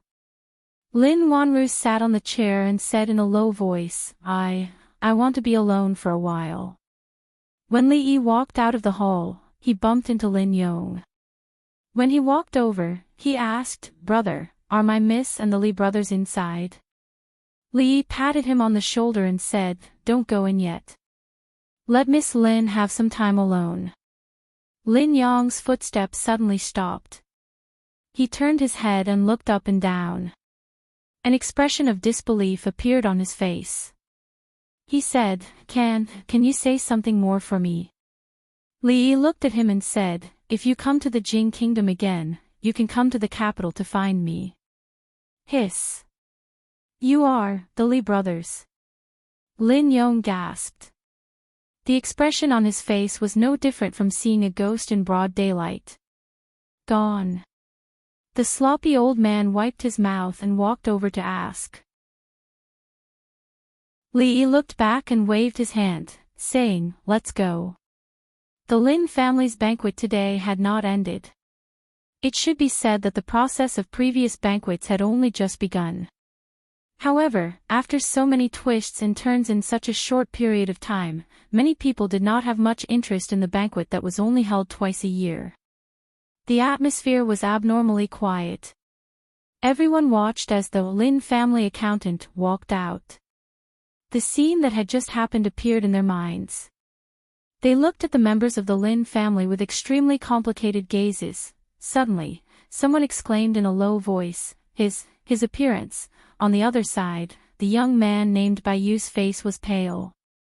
The two shopkeepers beside him, Ma and Su, looked even worse. Shopkeeper Ma, who had been arrogant just a moment ago, was now crying. He looked at the third master of the Lin family and said with a trembling voice, Third master, I beg you, let us see Wanru again." In the courtyard, Li glanced at Mississippi Lu and asked, "Are you done packing?" Mississippi Lu nodded. There was originally nothing to pack. When they came, it was empty. When they returned, there was nothing but a few clothes and a chest filled with gold. There was nothing else to bring. Li looked at the sky and said, "Then let's go. Let's go. If we're fast, we'll reach Shuzhou by this time tomorrow." The sloppy old man let out a long sigh. Outside the door, Taoist priest Yuan stood there. There were more than 10 people standing behind him. Even further away, there were many figures in the crowd looking in the same direction. Lin Yong stood at the entrance of Fong Lin Garden. His mouth was open and had not closed since the beginning. Li walked over and patted his shoulder. He said, "Where's Miss Lin?" "At home." Lin Yong looked into Fong Lin Garden and turned around. He said, "Do you want me to call her?" "No need." Li retracted his hand from his shoulder and waved it casually. "Goodbye, big brother Lin." Lin Yong nodded and looked at him in a daze. He said somewhat mechanically, "Goodbye." When there was no one in front of him, Lin Yong came back to his senses. He looked at the courtyard next to him and quickly walked over. The furnishings in the courtyard were still the same as before. There was a clay pot at the door of the kitchen that was used to boil medicine. However, there was no longer the fragrance that made him salivate just by smelling it. Thinking of something, he walked into the room and leaned over to look under the bed. After a while, he pulled out a box from under the bed. The box was very big and it was not locked. Lin Yong opened it casually. The next moment, he was dazzled by all kinds of colors. Fengzhou Courier Station. "You said that Zhao Yi personally went to the Lin family to see the person you met the other day." Zhao Jing looked at the young man who was still a little pale and asked, "Who is that person?" "I've already asked someone to investigate." The young man took out a piece of paper and handed it over. He said, "When I came back just now, I saw that they seemed to have left the city, the accountant of the Lin family." Zhao Jing frowned. After looking at it several times, he still had no clue. "He's from the Jing kingdom. Why was he so polite?" Li Xian, at a certain moment, Zhao Jing seemed to think of something. His expression changed and he immediately said, "Chase." In Fong Lin Garden, Lin Yong picked up an exquisite Buddha statue and exclaimed, "Miss, this is colored glass." He looked down at the box at his feet and said, "These are all colored glass. How much is it worth?" Lin Wanru's gaze only stayed on the colored glass for a moment before she looked away. Lin Yong's voice came again. "Miss, when the Li brothers left just now, you were clearly in the shop. Why didn't you come out?" Lin Wanru put down the note in her hand that said, "Sell it as soon as possible." She said, "Put these things away and go back to work. Brother Lin, make some preparations these days. I plan to let you go to the newly opened shop." "Oh." Lin Yong was stunned. When he wanted to ask again, he suddenly turned his head and looked outside. On the street outside Fong Lin Garden, a group of soldiers ran quickly, causing a commotion on the street. Lin Yong sighed and said, "Feng State City is in chaos again." In King Feng's mansion, Zhao Yi, who was arranging many things after leaving, turned his head and asked, "How many people did they bring?" The person in front of him said, 100 personal guards. Zhao Yi shook his head and said, "Did my brother also go?" "The first prince is still at the courier station, but the young master of the Yang family went with him." Zhao Yi shook his head and said, "Then let him be." Compared to what he had to face and deal with next, these things were no longer enough to divert his attention. The conflict between the factions in the imperial court, the panic in the local counties, and the confrontation with the first prince in the capital, Xiao Yi rubbed the space between his eyebrows and murmured, "You left so quickly." Chapter 721. Outside Fengzhou City, Li Yi stood at the foot of the city wall and looked up.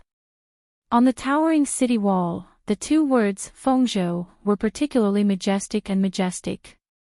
At first glance, one could tell that it was written by a famous master. He looked at the city gate again. After leaving this time, it was uncertain whether he would come back here again. He felt a little guilty about Lin Wanru.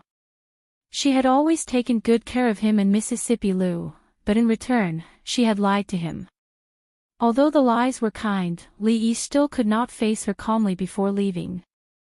After a while, he collected all his thoughts, turned to look into the distance, waved his hand, and said softly, "Let's go." Half an hour later. Go after them. Inside Fengzhou City, a group of fast horses galloped out. The young man in the front was full of excitement and said loudly, "His Highness has ordered that whoever catches them will be heavily rewarded." On the official road, pedestrians and peddlers gave way. The horses galloped, stirring up smoke and dust. In Fonglin Garden, Lin Wanru slowly closed the booklet in her hands. The description on it was extremely detailed and detailed the path that fragrant forest garden would take in the future.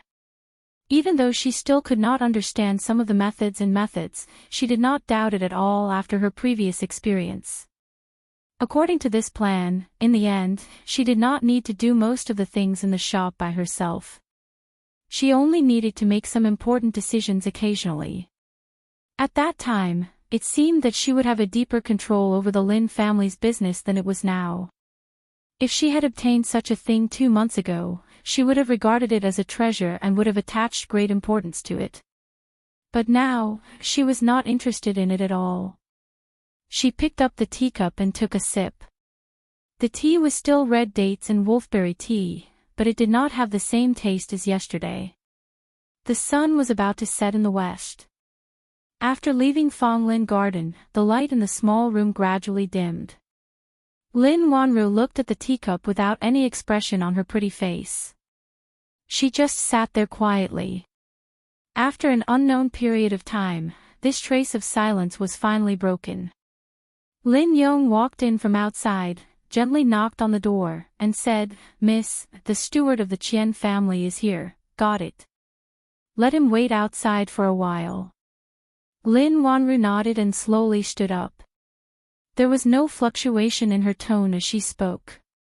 Lin Yong's eyes were a little dazed. He only felt that there seemed to be something different about the miss at this moment. Fong jumped down from a carriage and said, "Son-in-law, there's no hurry to go back. There's a town ahead.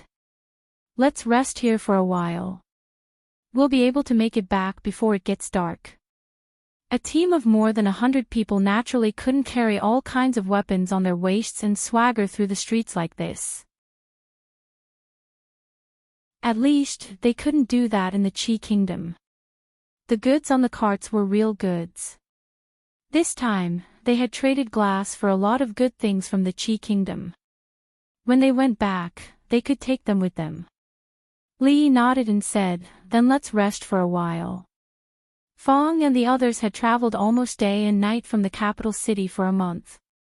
After arriving in Fengzhou, they didn't have a good rest, so they didn't have to rush back. There seemed to be some grievances between the sloppy old man and the Taoist surnamed Yuan. Usually, they didn't bother to talk to each other. At this time, they were on their own side. Fong saw him take out a milk candy from his bosom and throw it into his mouth. He smacked his lips and said, "Hey, Chief Su, give me one." The sloppy old man glanced at him and said, "Not many. Don't be so stingy. Just this once. Don't do it again." A candy flew over from a distance. Fong peeled it and threw it into his mouth. He said, "I thought we were going to do something big with so many people. I didn't expect to come back so easily. Want to do something big?" Li looked back and said, "Here's your chance." Old Fong turned his head to look behind him, and his expression froze. At the same time, many people around him stood up and looked in a certain direction. They saw smoke and dust billowing in front of them. Occasionally, the neighing of horses could be heard. A young man on the horse urged, "Hurry up. They won't be able to go far in the carriage. They should be right in front." Seeing that there seemed to be a caravan in front of them, the young man hurriedly reined in his horse and shouted, "The people in front, stop." He dismounted and swept his gaze across the crowd. He waved his hand and said, "It's nothing. You can go." Before he could finish his sentence, his gaze suddenly stopped on the face of a woman in front of the crowd. After a moment of shock, he said with joy, "It's them. Capture them all." He waved his hand. The 100 personal guards behind him immediately dismounted and surrounded the entire caravan. Although the other side seemed to have a lot of people, these people were all the personal guards that Prince Heng had carefully selected. Even if they had to face bandits several times their number, they didn't have to be afraid or worried at all. The young man stood at the front and shouted, "Where is Li Xian? Hurry up and come out." Bang! As soon as he finished speaking, he suddenly felt a pain in the back of his leg. He could not help but kneel on the ground.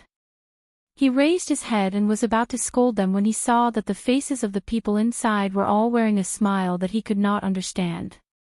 What he did not understand was where these people had taken out their weapons in the time it took for them to lower their heads. "Everyone, hurry up. Don't waste time." Fong clenched his fists and was the first to walk out. To let the same number of experts from the heaven ranking and earth ranking, as well as the high priests of the intelligence office, deal with these so-called personal guards who at most had some skills, even if there were a few among them who could be considered to be capable, they would not be able to last long against these people.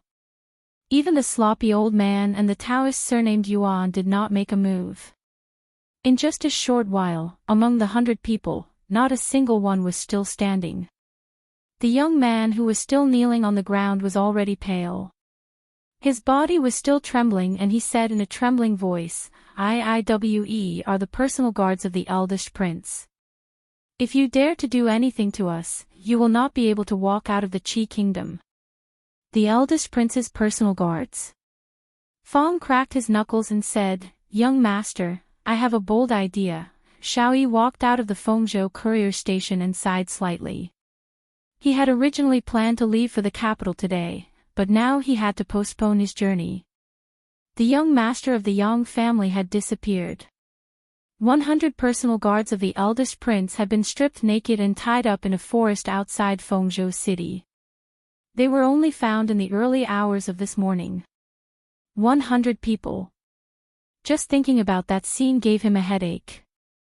Although he had long expected that the people sent by the eldest prince would fail, he did not expect that it would be in such a way. The eldest prince had long been disgraced. It was not a big deal for him to be disgraced again. However, he could not pretend that he did not see such a thing happening in Fengzhou. Moreover, the missing young master of the Yang family could be considered as an imperial censor. Although it was only a temporary position, it would be difficult to explain it to the Yang family. Zhao Jing walked out with a dark face and said coldly, "Who did you let go? If you can't give me an explanation for this matter, you will have to explain it to my father when we return to the capital." As soon as Zhao Jing finished speaking, an official rushed over and said loudly, "Your Highness, there is an urgent report from Bingzhou. Last night, several imperial censors and 100 personal guards of Prince Heng entered Bingzhou and gathered the officials of Bingzhou. Under Prince Heng's order, the officials of Bingzhou were asked to confess their mistakes and use silver to atone for their crimes. At dawn, they left Bingzhou with 600,000 taels of silver, a bunch of nonsense. Zhao Jing was stunned when he heard this. In the next moment, his expression changed and he said coldly, "The imperial censors are all at the relay station. When did I give such an order?" Because of the matter of the silver, he was already at the heart of the struggle. There were countless opinions among the people and there were many voices of dissatisfaction with him in the imperial court. The word silver for discussing guilt could not even be mentioned now. How could he do such a stupid thing? According to the official who just arrived from Bingzhou, those people had the token of Prince Heng's residence and had verified the identity of Imperial Censor Yang. Zhao Zheng was stunned for a moment. As if he had thought of something, he immediately asked, "Is that Imperial Censor called Yang Tsong?" The official replied, "Yes." Zhao Zheng stood there in a daze. He felt his vision darken and the world around him was spinning. Seeing Prince Heng collapse, the official immediately rushed forward and said in a panic, "Your Highness, Your Highness, Your Highness, are you all right?" Chapter 722. Have you heard? Prince Heng's men were robbed by a group of strong men yesterday. What do you mean by heard? I saw it with my own eyes. Just this morning, hundreds of people were tied naked to trees. That scene, tsk, immoral. It's really immoral. That's nothing. I also heard that when these people came back, they all covered their buttocks. I didn't expect the first prince's men to like this. Could it be that he also, today, there was a lot of discussion in Feng State City. People could be heard talking about something on the streets and alleys. That was because that piece of news was simply too shocking to them. Early in the morning, a woodcutter had just walked into the forest when he saw 100 people being stripped naked and tied to a tree. Perhaps because of the morning, some uncontrollable changes had occurred to their bodies. Just thinking about it was a spectacular sight. That kind of scene and that kind of image would linger in the mind of anyone who saw it for the rest of their lives. Ever since the first prince had come to Feng State, he had been arresting people and discussing the crime. Now, he had done such a thing. It had firmly occupied the headlines of Feng State daily. It was believed that this incident would occupy the headlines for a long time. When Lin Yong told Lin Wanru about these things, it was, of course, the edited version. I don't know where this strong man came from. He did things so decisively. It's so satisfying. His face was full of excitement. Then, he put something on the table and said, "Miss, this is what you wanted." He looked at the poetry book that he had just bought and asked, "Miss, is the Li brothers really the #1 talent of the Jing Kingdom? Were these poems and lyrics also written by him?" Lin Wanru didn't answer. Lin Yong looked around, shook his head, and walked out. Anyway, that was what the people outside said. When he bought the poetry book, he was almost squeezed out by the young ladies. He really didn't expect that a pretty boy like the Li brothers would be so popular with women. Lin Yong walked to the entrance of Fonglin Park and looked in a certain direction out of habit. He couldn't help but lick his lips. It's almost time to eat again. At this time, in a county town located at the border of the Qi Kingdom's Qing province, a group of over 100 caravans had stopped. They were seated in the largest restaurant in the county town. That's all there is to making money. Fong didn't forget to sigh as he chewed on the pork shoulder. He had the capital to be arrogant. In one night, he had produced 600,000 taels of silver. Anyone could be a little arrogant. However, there was a slight delay in time. Bing province was not far from Feng province. Presumably, they had already received the news. With more than 100 people and so many carriages and goods, it was destined that they would not be able to travel very quickly. The original plan might have to be slightly altered. Yang Liuqing took out a map and spread it on the table. He pointed at a place in front of them and said, "Marshal Uncle, with our current speed, it will take us 1.5 days to reach Chongzhou.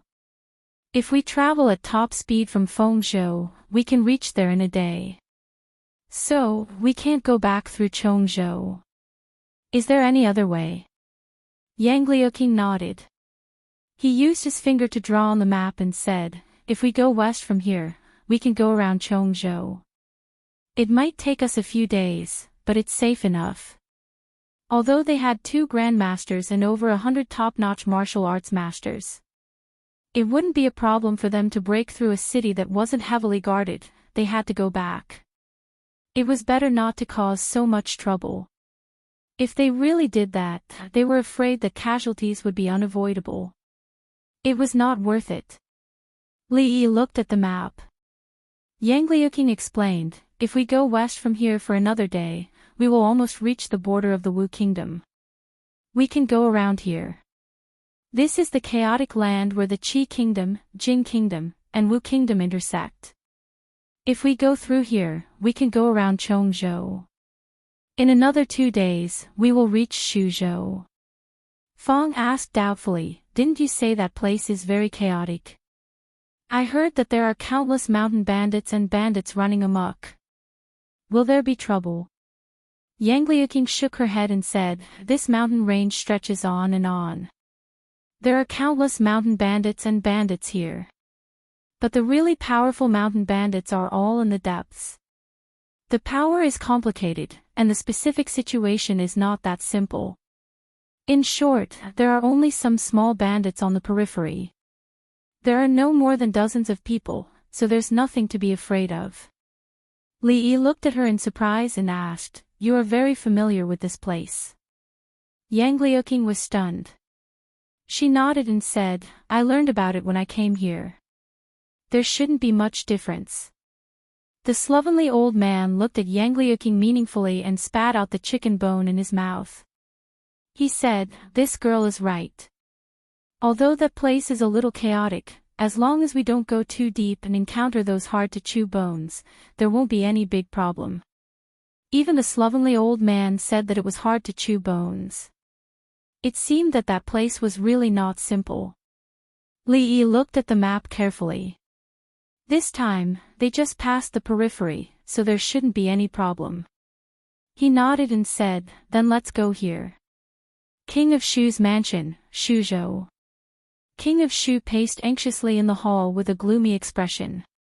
When footsteps came from outside the hall, he immediately asked before the person who came in said anything, how is it? Any news from there? The person bowed and said, Your Highness, I have confirmed it from the people of the Secret Intelligence Office. They did find County Marquis Li in the Qi Kingdom and will come back soon. Bang! Sure enough, he is in the Qi Kingdom. King of Shu punched the table and squeezed out a few words through his teeth. These days, he had almost mobilized all the government offices in Shuzhou and even sent out the guards of the king's mansion. In order to find him, he had spent a lot of effort. He didn't expect that Li Yi was not in the Jing Kingdom or Shuzhou at all. Didn't that mean that all the effort he put in was for naught? Thinking of this, King of Shu immediately felt that he had been fooled. One person thought for a moment and said tentatively, Your Highness, they will return to Shuzhou eventually. Why don't we? Shuzhou has now been taken over by the Secret Intelligence Office. In the crowd, Jiang Zian glanced at the person and said, At first, General Fan thought the same as you. Now grass can grow on his grave. Thinking of something, the person stopped talking and his face immediately turned pale. The people of the Secret Intelligence Office from the Jing Kingdom wanted to take over the military power on the first day they arrived in Shuzhou. Shuzhou was far away from the emperor, so the orders from the Jing Kingdom had little effect here. It had always been like this. On that day, a garrison general said that the request of the Secret Intelligence Office was unreasonable and he would not hand over the power even if he died. As a result, he really died. He had just been buried not long ago, but not long after, grass would grow on his grave. King of Shu didn't speak, but the blue veins on his forehead couldn't help throbbing. As the first prince, he was suppressed every step he took in the Jing Kingdom and was even beaten in front of the civil and military officials. Now he came to Shuzhou and couldn't make decisions on his own fief. This was the most depressing thing in his heart. The atmosphere in the hall was a little depressing. At this time, another servant of the prince's mansion came in and said, Your Highness, young Master Fang Yongfang wants to see you. King of Shu nodded and said, Let him in.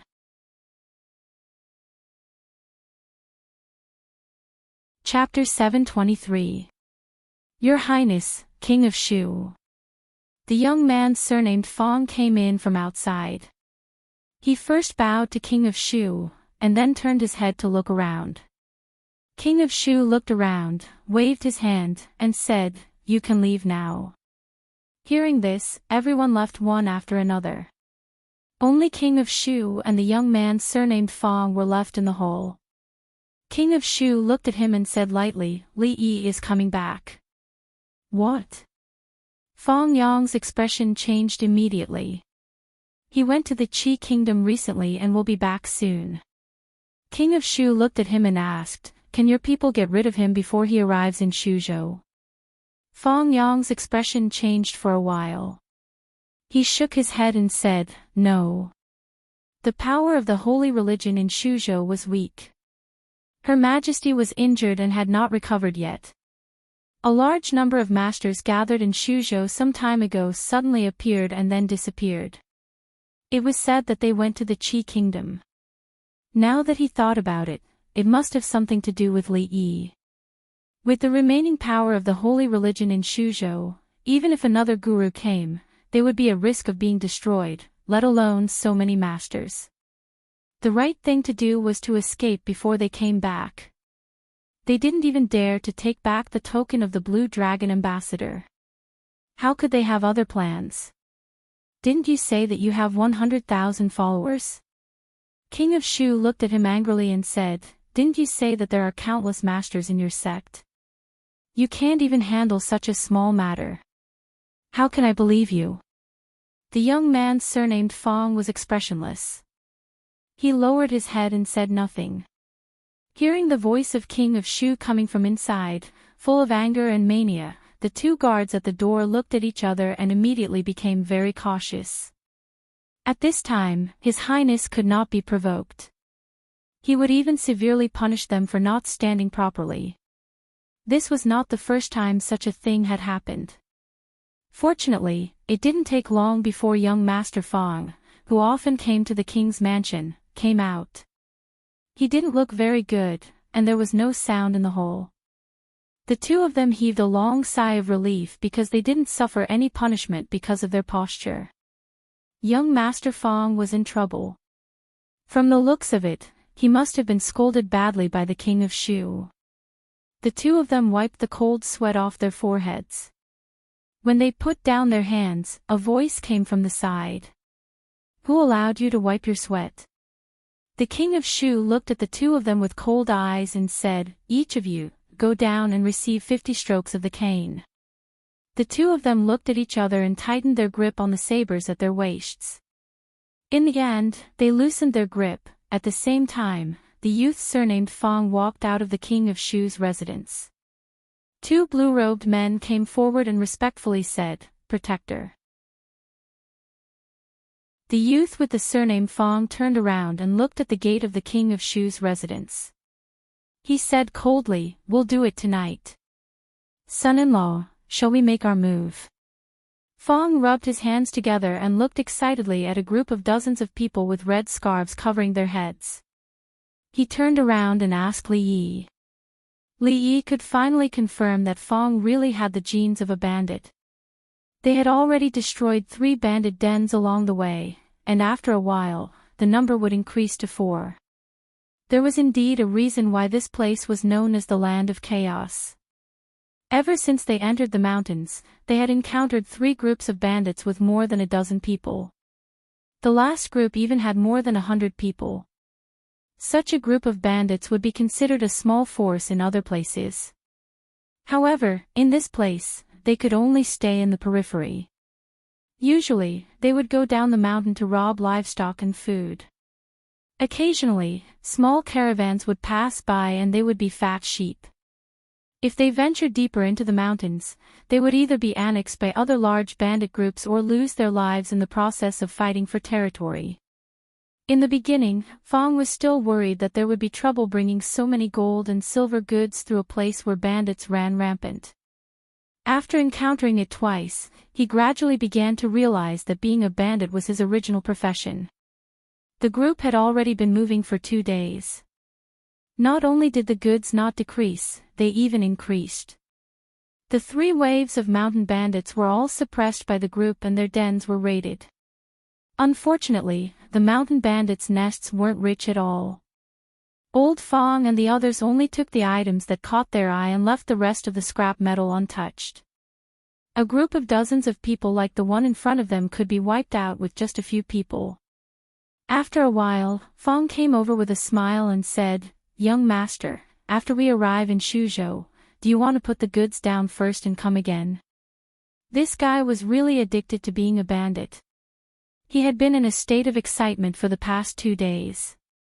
If he called the people from Willow Leaf Village, would they sweep all the nearby mountains? Except for the 2 gurus, the rest of the 100 or so people were the best of the best. If these people really followed him and became bandits, perhaps his original dream would come true. Li now wanted to grow wings and fly back. He didn't have the time to do this. He glared at him and said, "Hurry up. It's getting dark. Let's find a place to rest first and ask those bandits where their dens are." Fong responded and walked over. He slapped the head of the bandit and said, "You're still wearing a red headscarf. You're a disgrace to us bandits. Tell me, where is your stronghold?" The bandit leader asked in a trembling voice, "You are also bandits?" Fong slapped his head again and said, "Don't talk so much nonsense. Lead the way." The bandit leader looked around. There were many people as strong as this strong man. One person could beat more than 10 of them. He couldn't help but sigh in his heart. They were all bandits, but why was the gap between them so big? Fong slapped him again and said, "You're still looking. It's just ahead." All the bandits sighed and felt sad. They were all bandits. Why did bandits make things difficult for other bandits? Li Yi rode on the horse and followed behind Mississippi Liu. At a certain moment, he inadvertently looked up and saw the expression on her face and the flickering light in her eyes. He couldn't help but be stunned. 100 miles ahead, a group of nearly 100 people was slowly traveling on a rugged mountain path. "Lady Fong, we've been walking for a day. Do you want to stop and rest?" The man with the surname Fong lifted the curtain of the carriage and asked with concern. The middle-aged Taoist nun was sitting cross-legged in the carriage. Her face was pale and she looked rather weak. She opened her eyes and said, "It's getting dark. We'll go a little further and set up camp here before it gets dark." "Yes." The man with the surname Fong responded and immediately waved his hand behind him. He said loudly, "Move faster. We'll set up camp here before it gets dark." The man with the surname Fong tripped on a rock on the mountain path and staggered. After he steadied himself, he looked down and revealed an extremely gloomy expression. If it weren't for the fact that they were worried about running into Li Yi while traveling through Chong province, they wouldn't be able to fight against those martial arts experts with their current manpower. Why would they take this path? At this moment, his heart was undoubtedly filled with deep resentment towards that detestable name. What he couldn't get over was that this person was clearly a great enemy of the holy religion. Yet, the Lady Fong had given him the token of the Blue Dragon envoy. He was afraid that there would be no small amount of trouble in the future. Thinking of this, he raised his head and glanced at the carriage in front of him. A look of dissatisfaction appeared on his face. Chapter 724. Fong Province, which had been shrouded in darkness for a long time, finally saw the light of dawn today. The reason was that the eldest prince and a group of supervising censors would leave Fong Province today. The actions of these people in Fong Province had a great impact on the people of Fong Province. Even a 3-year-old child knew that the first prince was not a good person. The words "supervising censor" were enough to stop children from crying at night. Of course, these people, including the eldest prince, had now become a joke in Fong Province. 100 personal guards made a fool of themselves in front of so many people. Early that morning, another censor with the surname Yang was sent back from Bing province.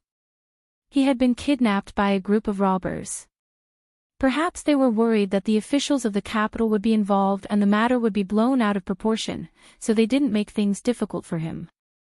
Some insiders said that when the censor was sent back, other than becoming a bit deranged, there was nothing wrong with him. After the eldest prince and his entourage were sent out of the city gate, the entire Phong province ushered in a carnival. The night market, which had not been opened for a long time, was opened early when the sky had just darkened. Phong province was brightly lit, and every family was in a jubilant mood. Lin Yong looked at the lights coming from the small courtyard next to Phong Lin Garden.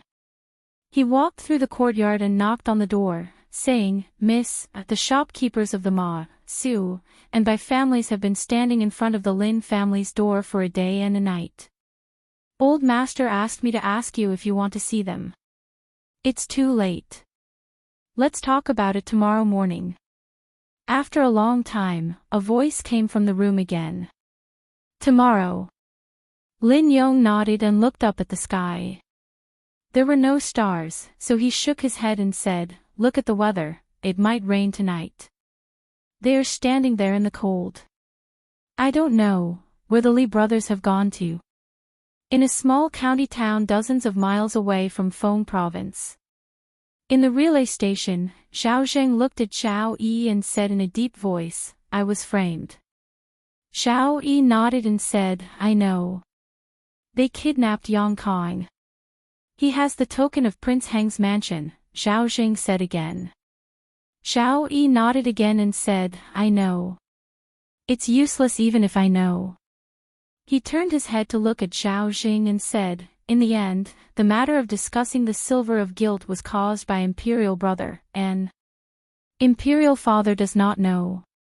Xiao Yi sighed and said, "When you return to the capital this time, I'm afraid you have to make preparations." Xiao Zheng clenched his fists so tightly that his nails dug into his palms. He couldn't understand how he, the Grand Crown Prince of the Qi Kingdom, had ended up in such a predicament when he had the upper hand. Who was that master who didn't leave his name?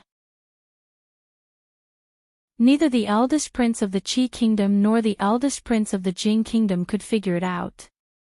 The king of Shu's eyes were bloodshot as he smashed an inkstone on the table. The inkstone struck the forehead of a guard who was kneeling below. Blood immediately gushed out, but the guard did not dare to wipe it with his hands. "Trash, all of you are trash. It's already been 3 days, and not a single clue has been found." The county magistrate of Yong County stood in the corner. Beside him, Jiang Zian lowered his head and said nothing. 3 days ago, the treasury of the king of Shu's mansion was ransacked by a group of bandits. They dug a secret tunnel from the outside all the way into the treasury. It was not discovered until the next day. At that time, the treasury was already empty. All the gold and silver treasures had been stolen. Not even a copper coin was left for the king of Shu. In other words, the king of Shu was probably the poorest prince in the Jing kingdom now. If it wasn't for his identity, he would be worrying about what to eat for his next meal. In the past 3 days, the king of Shu had lost count of how many times he had lost his temper. However, 3 days had passed, and the entire Shuzhou had not been able to find out who the culprit was. Jiang Zian could understand the king of Shu. If the small box he had hidden under his bed had been stolen, he might have been even more furious than the king of Shu. After all, the entire Shuzhou was the king of Shu's fief. He could easily plunder it a few times and obtain countless taels of silver. Jiang Zian's private savings were accumulated little by little. "Get out, all of you, get out of here. If you can't get it back, don't come back to see me." The king of Shu overturned a few tables and chairs. Seeing this, the crowd immediately retreated. Walking out of the mansion, Jiang Zian looked at the county magistrate of Yong County and said, "Fang Yong and the others left 3 days ago." Could it be? The county magistrate shook his head and said, "Impossible. Given his relationship with Her Highness, how could he do such a thing?" Jiang Zian nodded and simply kept his mouth shut. The man named Fang Yong obviously had an unusual relationship with Her Highness. Every time they talked, he would drive them away. These things were not something they could handle. In addition, there was another thing that made him feel a myriad of emotions in his heart. In fact, he could no longer describe the specific feelings. That person was finally coming back. Jiang Zian sighed and looked in the direction of the city gate with an indescribable expression. After leaving Shuzhou and going south for another 100 miles, it was the chaotic place that people avoided. There were countless mountain bandits and bandits in the mountains. They often went down the mountains to loot caravans and disturb people's lives. Because of its special geographical location, both the Jin Kingdom, the Qi Kingdom and the Wu Kingdom adopted a laissez-faire attitude towards this place, which directly made the bandits there more rampant. Every night, if you looked down from the highest peak, you would find that the mountains were lit up with many lights, which showed that there were many bandits in the mountains. At this moment, a voice rang out from one of the thatched cottages on one of the mountains that was lit up with a faint light. "Big brother, they outnumber us. Why don't we run away? The way down the mountain has been blocked by them. How can we run away? Tomorrow morning, we will fight to the death with them. At that time, we brothers will fight to the death for Big Brother. Big Brother just needs to escape and go back to live a good life with sister-in-law. Big Brother, please take care of our family." "What are you talking about? I brought you out. How can I run away alone?" Inside the thatched cottage, the candlelight was weak and swaying, but the inside of the cottage was not dark. Perhaps it was because there was a shiny bald head that reflected the light in all directions. Several bandits stepped forward and tried to persuade him, "Big brother, all of you, stop talking." The bald bandit waved his hand and said, "Since you've embarked on this path, this day will come sooner or later. Tomorrow, find an opportunity and run away if you can. Staying alive is more important than anything else." He looked at the endless swaying shadows of trees outside the window and sighed in his heart. He had thought that with his hot blood, he and his brothers could make a name for themselves here. He didn't expect that after only 2 months, they would be forced into a dead end. In this place where the strong preyed on the weak would either die or be swallowed up by the stronger ones. 2 months ago, they had just dispersed a small bandit group here, but they didn't expect that 2 months later, they would make a comeback, and there were already dozens of them. The few of them would never be able to defeat them. Now that their only escape route down the mountain had been blocked, it was impossible to escape.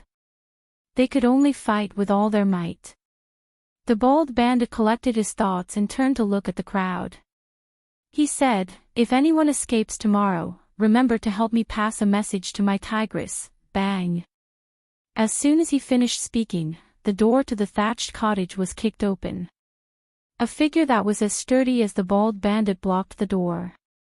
A middle-aged woman dressed in coarse clothes stood there, looking at him and saying coldly, "If you have anything to say it to me personally now."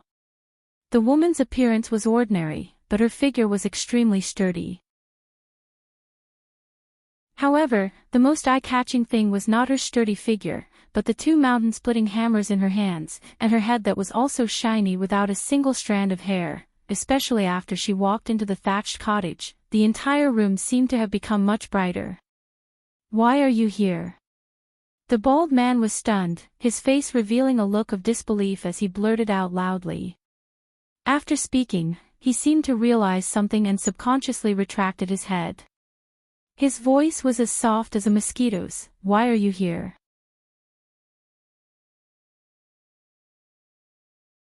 Chapter 725. The so-called mountain bandits were so weak that it was disappointing. Along the way, they had destroyed many of the bandits' nests, but there was not a single casualty. Not to mention death, there was not even a single injury. If it wasn't for the fact that he wanted to go back, he really wanted to stay here for 10 days or half a month and sweep through the surroundings. It was a virtue to pluck feathers when a goose passed. No matter how small a mosquito was, it was still meat. In any case, he had encountered nothing good. He would just treat it as getting rid of evil for the people. Fong revealed a look of anticipation and said, "Young master, why don't you think about it again? We've already come this far. It would be a pity if we don't do something big." Li Yi looked at him and said, "Why don't we go back and leave some people here for you?" "No, of course I want to go back with you." Fong shook his head. It was fine for him to stay here for a few more days, but he couldn't stand to stay here for a long time. "I'm going to the front to relieve myself." He turned over and got off the horse. When he walked forward, someone followed him. "Brother Fong, I'll go with you." Li Yi turned around and asked Yang Liuqing, "How long until we get to Shuzhou?" Yang Liuqing replied, 2 more days. Li Yi calculated. From Shuzhou to the capital, if they traveled day and night like before and went by the nearest waterway, it would take about a month. It would be a little slower to go back, but it would take about a month and a half to get there. This time, he didn't leave home for a long time, less than 4 months, but it happened to be at a time when he shouldn't have left.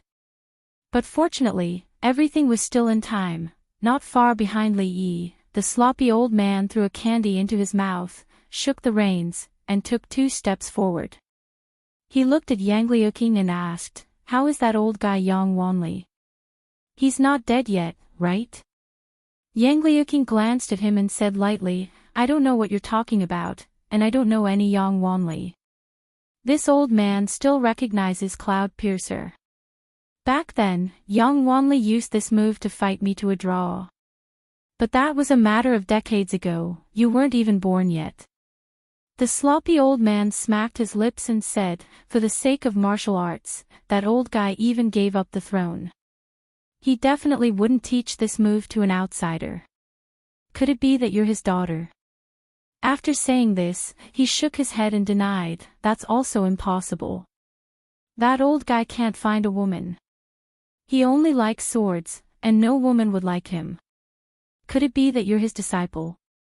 And I've never heard of him accepting a disciple."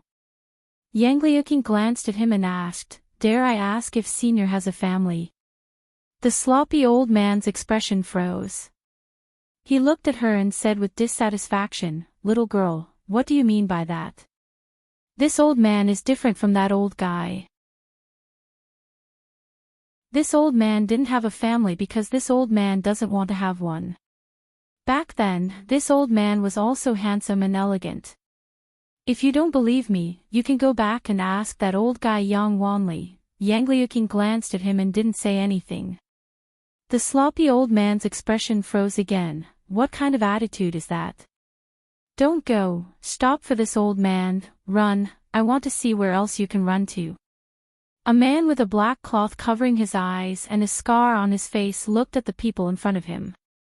He waved his hand and said, "Capture them for me. Capture them alive. I want to properly torture this baldy." Behind the knife-scarred man, dozens of figures slowly approached the front. "Big brother." On the other side, seeing those people approaching, someone said in a low voice. The bald man said in a low voice, "We can only fight. Remember, staying alive is more important. Don't worry about me. If there's a chance, run."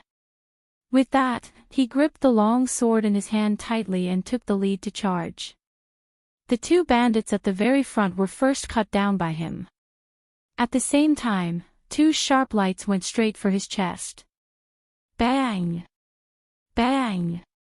After 2 muffled sounds, the 2 bandits were sent flying back. The bald woman held 2 giant hammers in her hands and stood beside the bald man. She said coldly, "If you want to touch my man, you have to ask the hammers in my hands first." The 10 or so bandits who were about to charge forward couldn't help but take 2 steps back. They watched as their 2 companions at their feet held their chests and vomited blood. They were actually frightened by the valiant bald woman. The scarred man rode on his horse and said angrily, "What are you still standing there for? Go! You people are afraid of a woman. All of you, go and capture them alive. We'll hold a banquet to celebrate tonight. The bandits received the order and suppressed the shock in their hearts. They raised the weapons in their hands and charged forward. Kill. Come on. So what if you have more people? I'm not afraid. Although there were less than 10 people on the bald man's side, their momentum was not inferior in the slightest, and they fearlessly faced the enemy head-on. The bald man obviously had some skills. Ordinary bandits would be cut down by him in a single exchange. The valiant woman was even more powerful. The 2 giant hammers in her hands were extremely agile. If one was hit head-on, he would immediately be unable to get up. Even a graze would be extremely painful. Surround them. Surround those 2 baldies. The scarred man commanded from his horse. Immediately, 2 groups of about a dozen bandits gathered together and surrounded the 2 of them. The rest of the bandits went to surround the others. 2 fists were no match for 4 hands. Although the bald man and his wife were slightly better, they could only protect themselves when surrounded by enemies several times their strength. It was difficult for them to break through. Seeing that his brothers had been subdued, the bald man was so angry that his eyes almost popped out of their sockets. When he tried to charge out with all his strength, a knife struck his leg and he immediately knelt on the ground. My husband! The valiant woman shouted and waved her hammers to force the crowd away. She guarded him by her side and gripped her hammers tightly. Her eyes coldly stared at the surroundings. The scarred man dismounted from his horse and came to the bald man's brothers who had been tied up. He waved his knife and said, "If you swing your hammers again, I will cut them once. I wonder how long these people can last." The valiant woman's expression finally changed. She looked down at the bald man and threw the 2 hammers to the ground. When the surrounding bandits saw this, they immediately put their weapons against his neck. The bald man lowered his head and said in a low voice, "I'm sorry. I've implicated you." The valiant woman glared at him and said, "We're going to die. What's the point of saying this now?" Then she raised her head and looked at the scarred man. She said coldly, "If you want to kill me, then kill me. Give me a quick death. Don't talk nonsense. Give you a quick death." The scarred man glanced at her and said, "In your dreams, men, tie them up for me first." 2 figures shuttled through the dense forest. A thin figure turned his head and asked, "Brother Fong, how did you train your strength?" "It's so scary." Fong patted him on the shoulder and said, "You'd better not think about it. With your body, you can't take it." Now that he thought of the days when he pushed the merry-go-round, he still felt his legs tremble. The young man looked at him and said with a smile, "Tell me. I was born with it. It's useless for you to train." Fong shook his head and said, "However, if you want to train harder, it's not impossible. When we go back this time, the amusement park and the brothel will be built soon. You can report to me then." The young man hurriedly nodded and said, "Thank you, Brother Fong." Fong nodded and said, "Let's go to the front. I'm about to suffocate." The 2 of them passed through a thicket and stood on a low slope. They untied their pants and closed their eyes. Soon, the sound of water could be heard from below. When they were done and opened their eyes, they couldn't help but be stunned. Just below the low slope, several figures were tightly tied up. They were kneeling on the ground and looking at them in a daze. Looking down, there were dozens of figures in front of them. Each of them looked fierce. It was obvious that they were bandits in the mountain. Fong's body couldn't help but tremble. He pulled up his pants and looked down. "I'm just peeing. You guys continue." The scarred man wiped the water off his face and gritted his teeth. "Catch them and cut them off."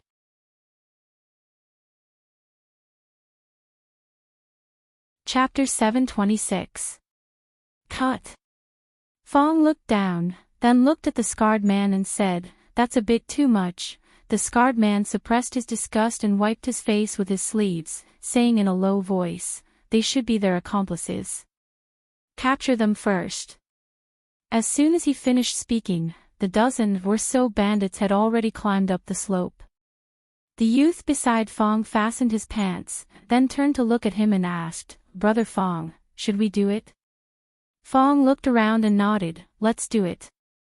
As soon as he finished speaking, the dozen or so bandits flew down the slope.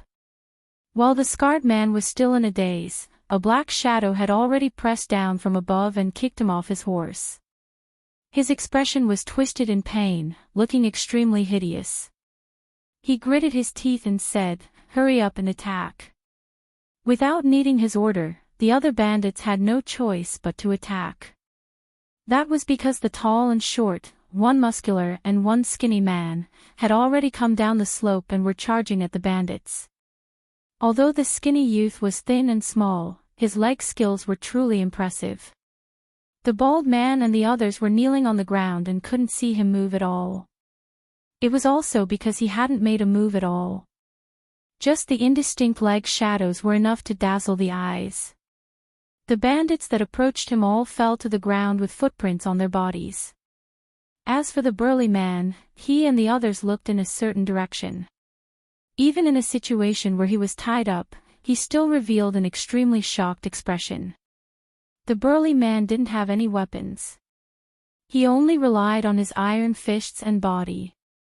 No matter how dense the sword shadows were, they couldn't touch him at all.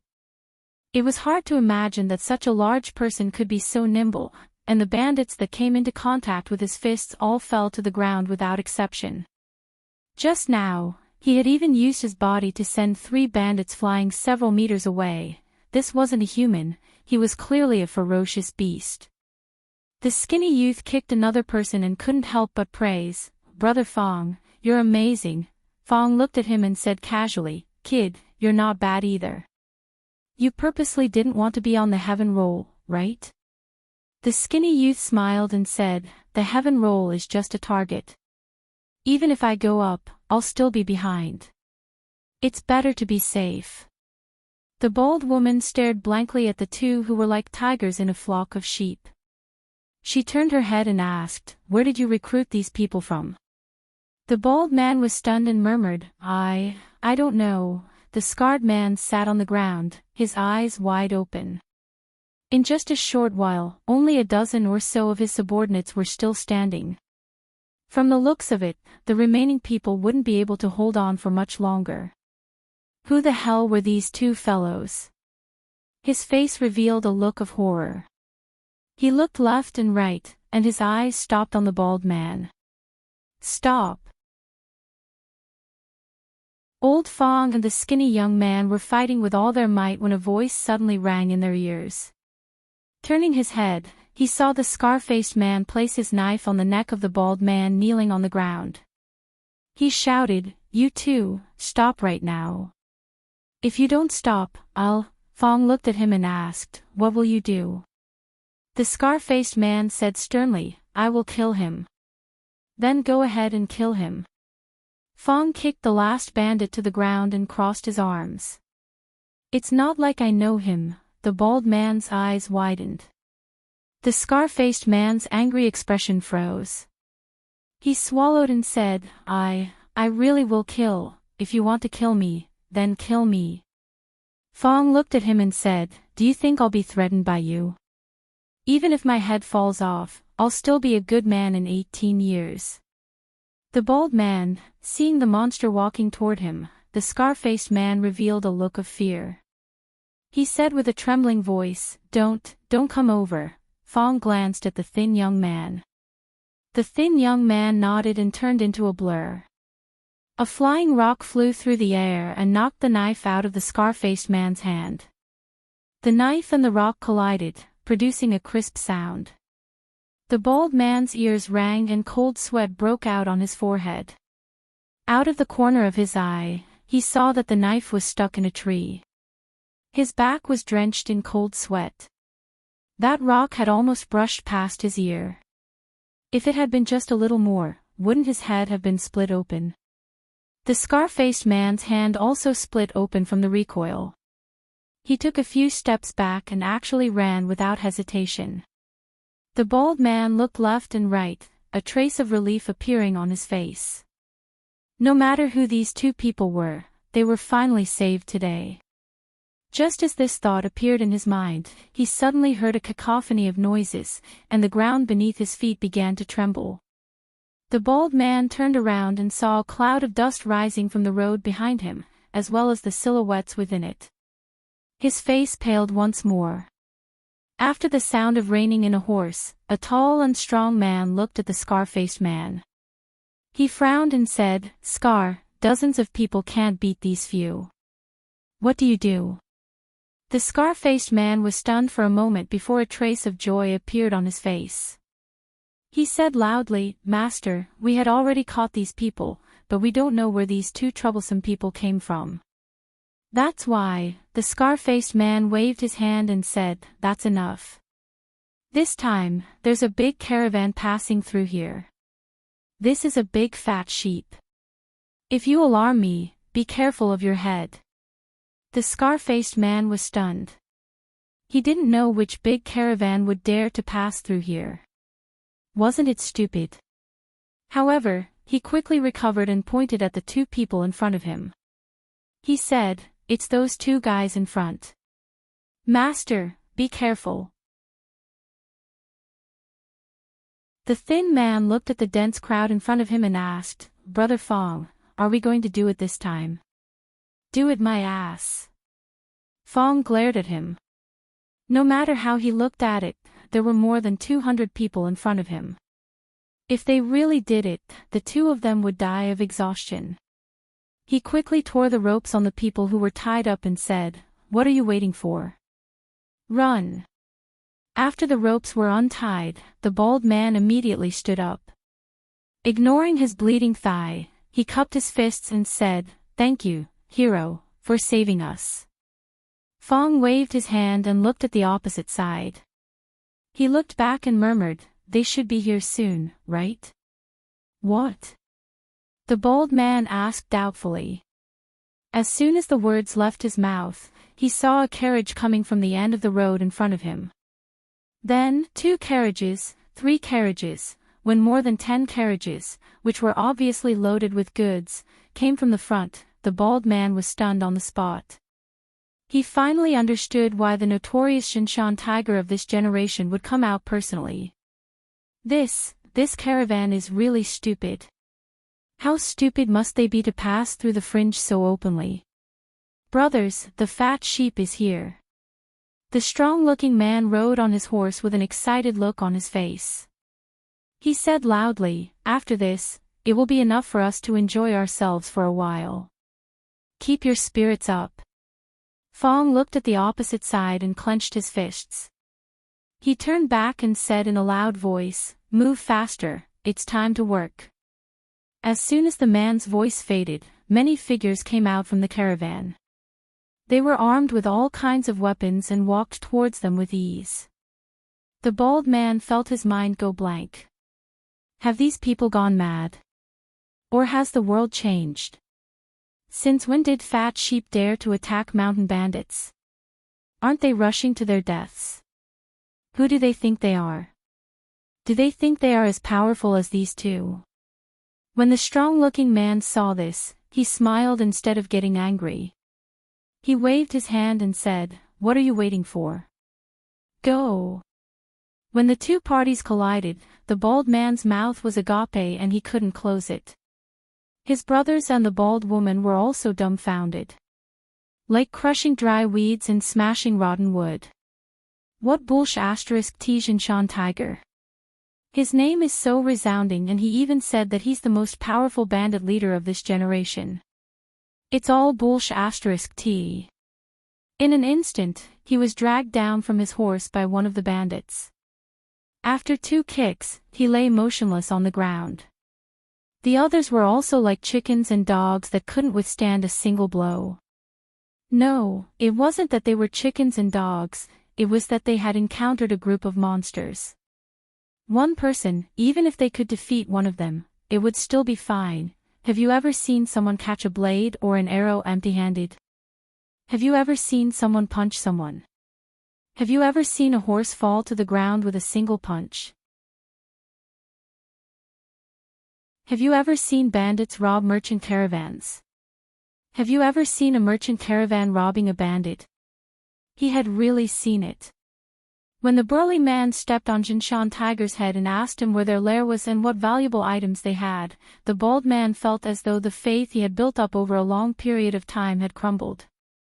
Who are the bandits and who are the fat sheep? Is this world still the same as the world I'm familiar with?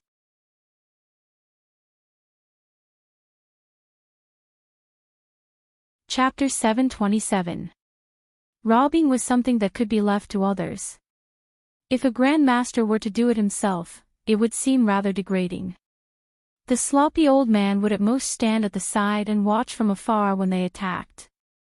However, although these people looked average to him, there was no need to watch from the side when dealing with a few bandits. Therefore, the sloppy old man would always watch from the side. This time, he only glanced at them as usual. When he looked in a certain direction, his gaze paused for a moment, then he walked over and asked in surprise, "Why is it you again?" Senior, the bald bandit also recognized this senior whom he had met a few times. A hint of surprise flashed across his face, and he immediately bowed and spoke respectfully. The sloppy old man looked him up and down. Seeing his disheveled appearance, he said, "Why are you in such a sorry state again?" The bald bandit lowered his head awkwardly. After being hit 3 times in a row, no matter how thick-skinned he was, he could not maintain his composure. The bald woman raised her eyebrows and looked at the sloppy old man. She said angrily, "Who are you?" "My man, I need you to tell me." "Shut up." The bald bandit knew how terrifying this old man was.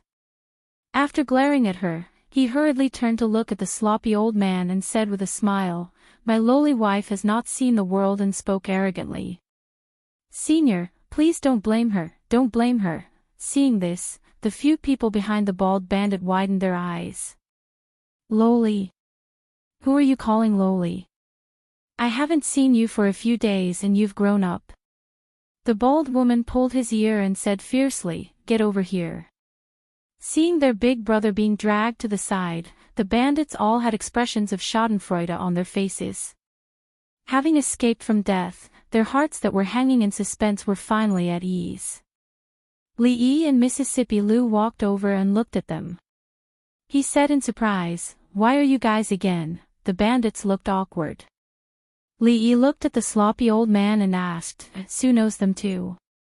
The sloppy old man nodded and said with a chuckle, "That little baldy is an interesting person." Lee looked at them and asked, "Tell me, why are you guys here?" Looking at the 3 people opposite them, the awkwardness on their faces deepened. After being a bandit for so long, he really didn't have the face to say it again. The other side. The bald woman let go of the bald man's ear and asked, "What's going on?" The bald man shook his head and said, "It's nothing. I've only met them twice before." The bald woman nodded and squatted down. She looked at his wound and asked, "Is your injury okay?" "Skin injury." The bald man shook his head and suddenly said, "Let's go back and live a good life from now on. We won't be bandits anymore." "Humph." The woman coldly snorted and said, "You don't want to inherit your father's dying wish? Are you satisfied if you don't make a name for yourself? Aren't you afraid that I'll continue beating you up when we get back?" The bald bandit rubbed his bald head and smiled awkwardly. "Living a good life is better than hanging my head on a belt. If you want to hit me, then hit me. But, can you bear to hit me? Dead man."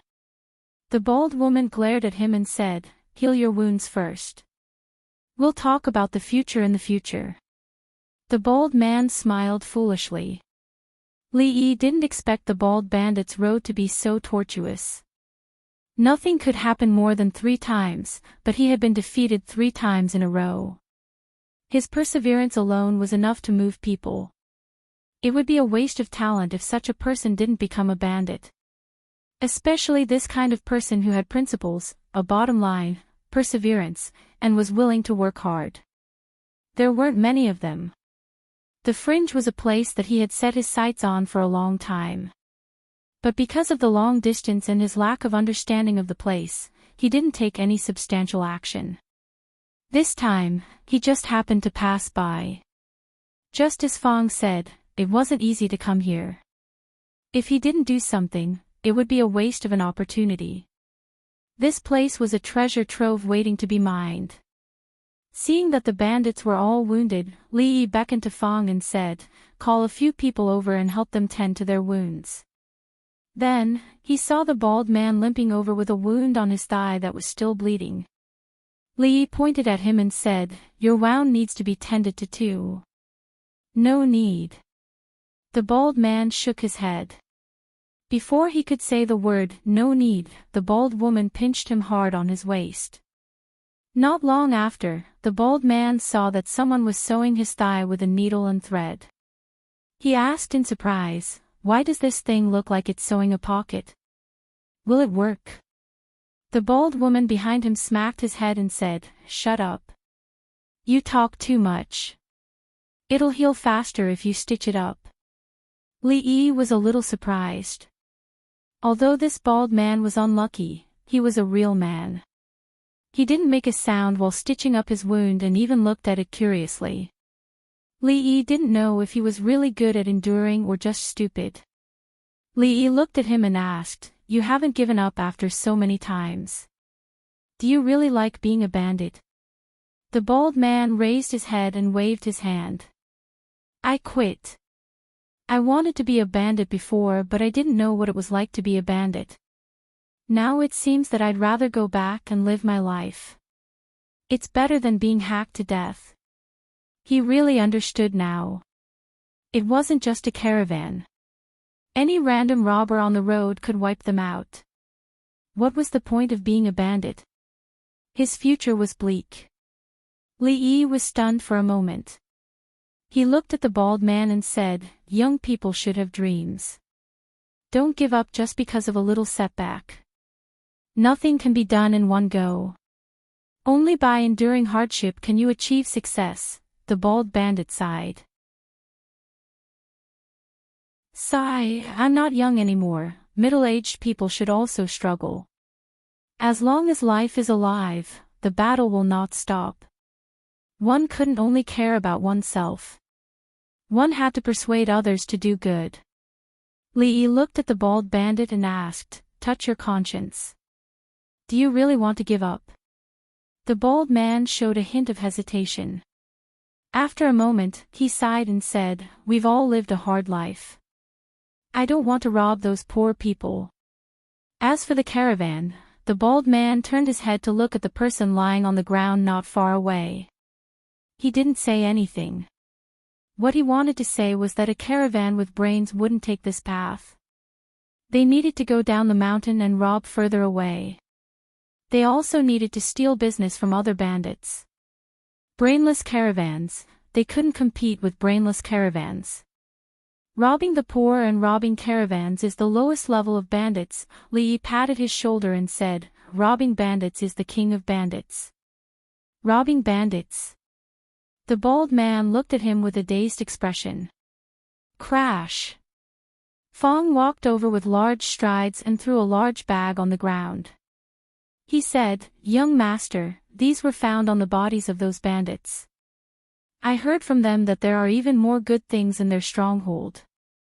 I've already sent people over." The bald man looked over and saw that the bag was filled with gold and silver.